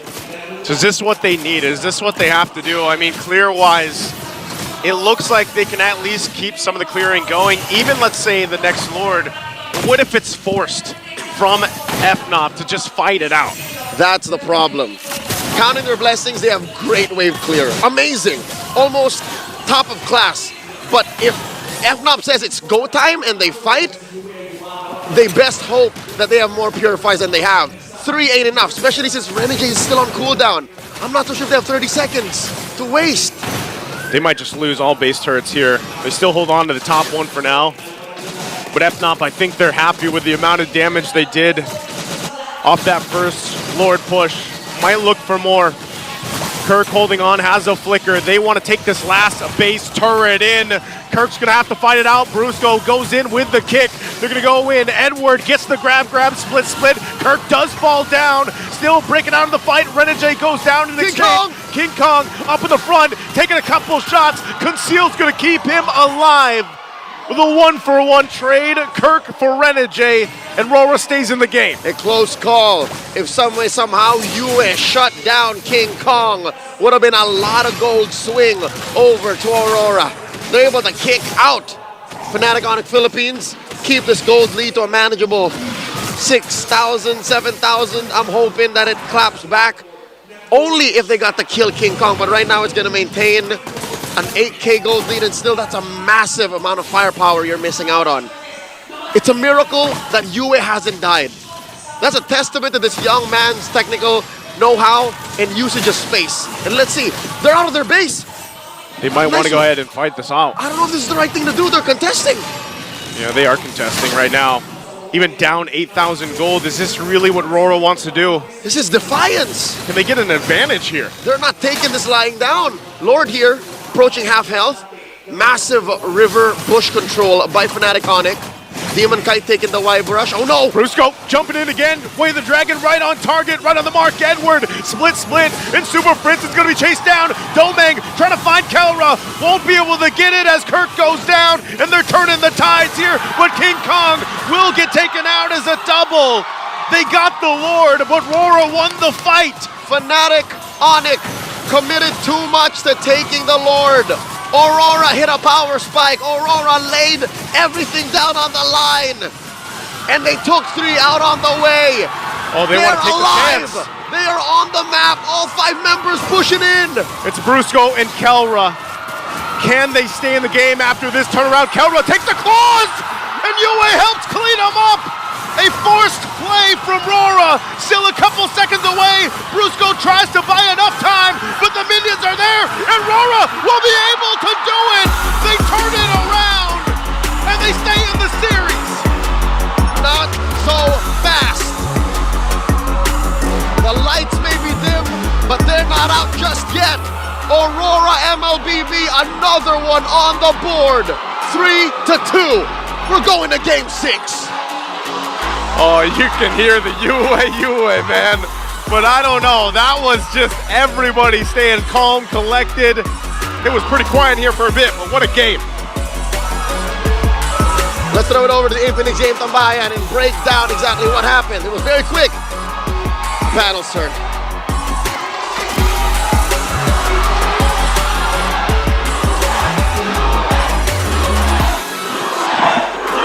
I am so glad my mic was off for that, because I was just saying no bleeping way that happened. I wasn't even here. You were getting ready. I was there. I was yelling. Ready.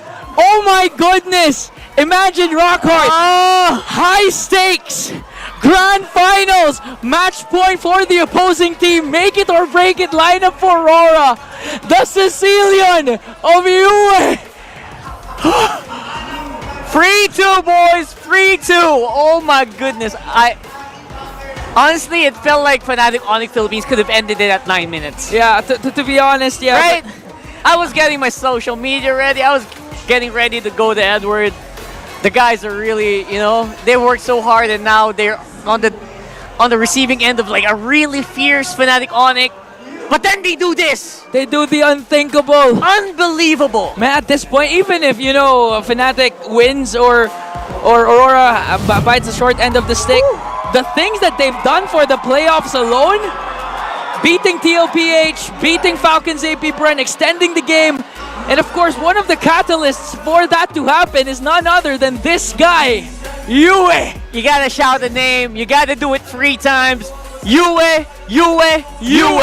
And right now, it does feel like this lineup from FNOP was one that was created to destroy. But somehow, somewhere, they were able to pick a team fight outside of the real world manipulation to get the game back in their favor. Yeah, imagine, I don't remember how many minutes, but the gold lead was just too immense. They're just really saying that stats are lying. The gold lead doesn't matter. It's all about perseverance, commitment, dedication to their craft, and this guy, Yue, at the helm of everything. Literally the glue guy for Aurora's all-star team. Renmar's gonna have a hard time explaining what just happened, but even before the game started, Renmar was actually saying he thinks it's gonna go to game 6. He did. He did. That's interesting. All right, so we're gonna have to wait for that, because right now, the gold lead was, I think, around at 8,000, 9,000 almost. The gold lead wasn't high enough, Rockhart. Did they need 20K to do that? Because right now, the Sicilian, obviously, Fnatic Onyx Philippines had a really good understanding of the win condition here of Aurora. They needed that Cecilio to ramp up over and over and over and over again Bat's impact to get to a point where it could hurt. But Fnatic Onyx said, you know what, if we finish it at 9 minutes, 10 minutes, the Sicilian doesn't hurt. But no, for some reason, Aurora, with just pure sheer will, held on for dear life, and they were able to score another one against FNOC. Yeah, and one of the reasons why Cecilio and Yue had a good time, I believe prior to that game-ending clash, Yue was at 2-0-1, was because of the fact that Edward was doing his job, becoming the sandbag for the side of Aurora. Even if he dealt with a lot of deaths, it was okay. It was his job. They know their win condition. Focus up, group up on securing late-game Cecilion, and it did wonders for them. 14 minutes, 53 seconds in. You just don't want to deal with a Cecilion late game. Cecilion, it wasn't even super late game yet. I think they didn't use pure firepower to get into this. They just used the smarts, right? The smart mechanical movement, avoiding Super Prince, who by the way is a true MVP here for Fnatic Onyx Philippines. He hit all the real worlds except for the last one. Yeah.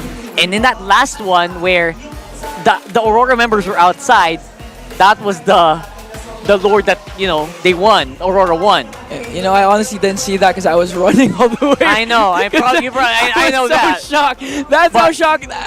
Even the Green Sun Hotel. Green Sun Hotel was crazy. They were going nuts. Everyone was running everywhere. And that's just how insane it is right now here in the grand finals of MPL Philippines Season 14. Right now, there's, I believe, 100% win rate. Cecilio, how many times was it picked? Twice. It was picked during the regular season, right? It's just second time the Cecilion has been picked all season long. And it won again, but I one hope thing my for stats sure, are right. One thing for sure is Kelra's Clint pick isn't 100% anymore. That's the thing, right? The Clint for Kelra could have been, but we'll have to wait and see if our analysts can think up some other adjectives for that game.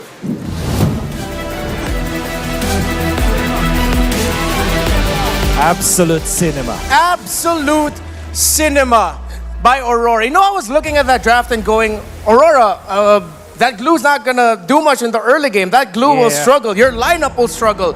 You will lose the early. But apparently they had one idea going into this game. Yue, save us. Yes, and Yue did save them. This quote-unquote Harry Potter lineup, and you can see the mountain.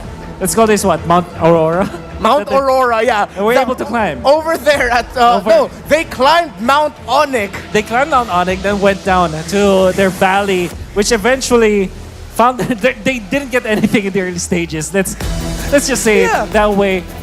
And to be fair, with Cecilion, if you play it correctly, yes, you can defend.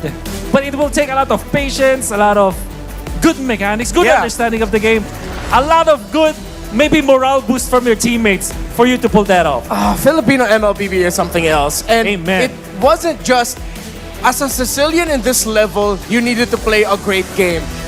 He needed to play the perfect game. Yes, and everybody from Aurora played the perfect game. This is the part where when you're really down, you just tell your teammates, yeah, you can win, but you have to play it perfectly. And that is what Aurora did. So you can see in the last clash, if you look at it again, they kicked the glue, which is in a way, it was Fnatic Onyx's mistake, but at the same time, there is a lot of thought that was put in there. But they needed the Eve to output the damage. However, Doming popped the Zaman Force to zone out the Eve together with the Bat's Impact, I think. The Bat Impact. The Sicilian Ultimate to zone out Bat's Eve. Feast. So when eventually Super Prince popped his ultimate, it was way off. He didn't deal any damage because he wasn't in the box where the glue should have been there. Yeah, Bat's Feast and Sanguine Claws to zone Bat Impact to deal that damage. And over there at the end, at the Siege, we saw that one Bat's Impact coming in from the Sicilian took down the Clint of Kelra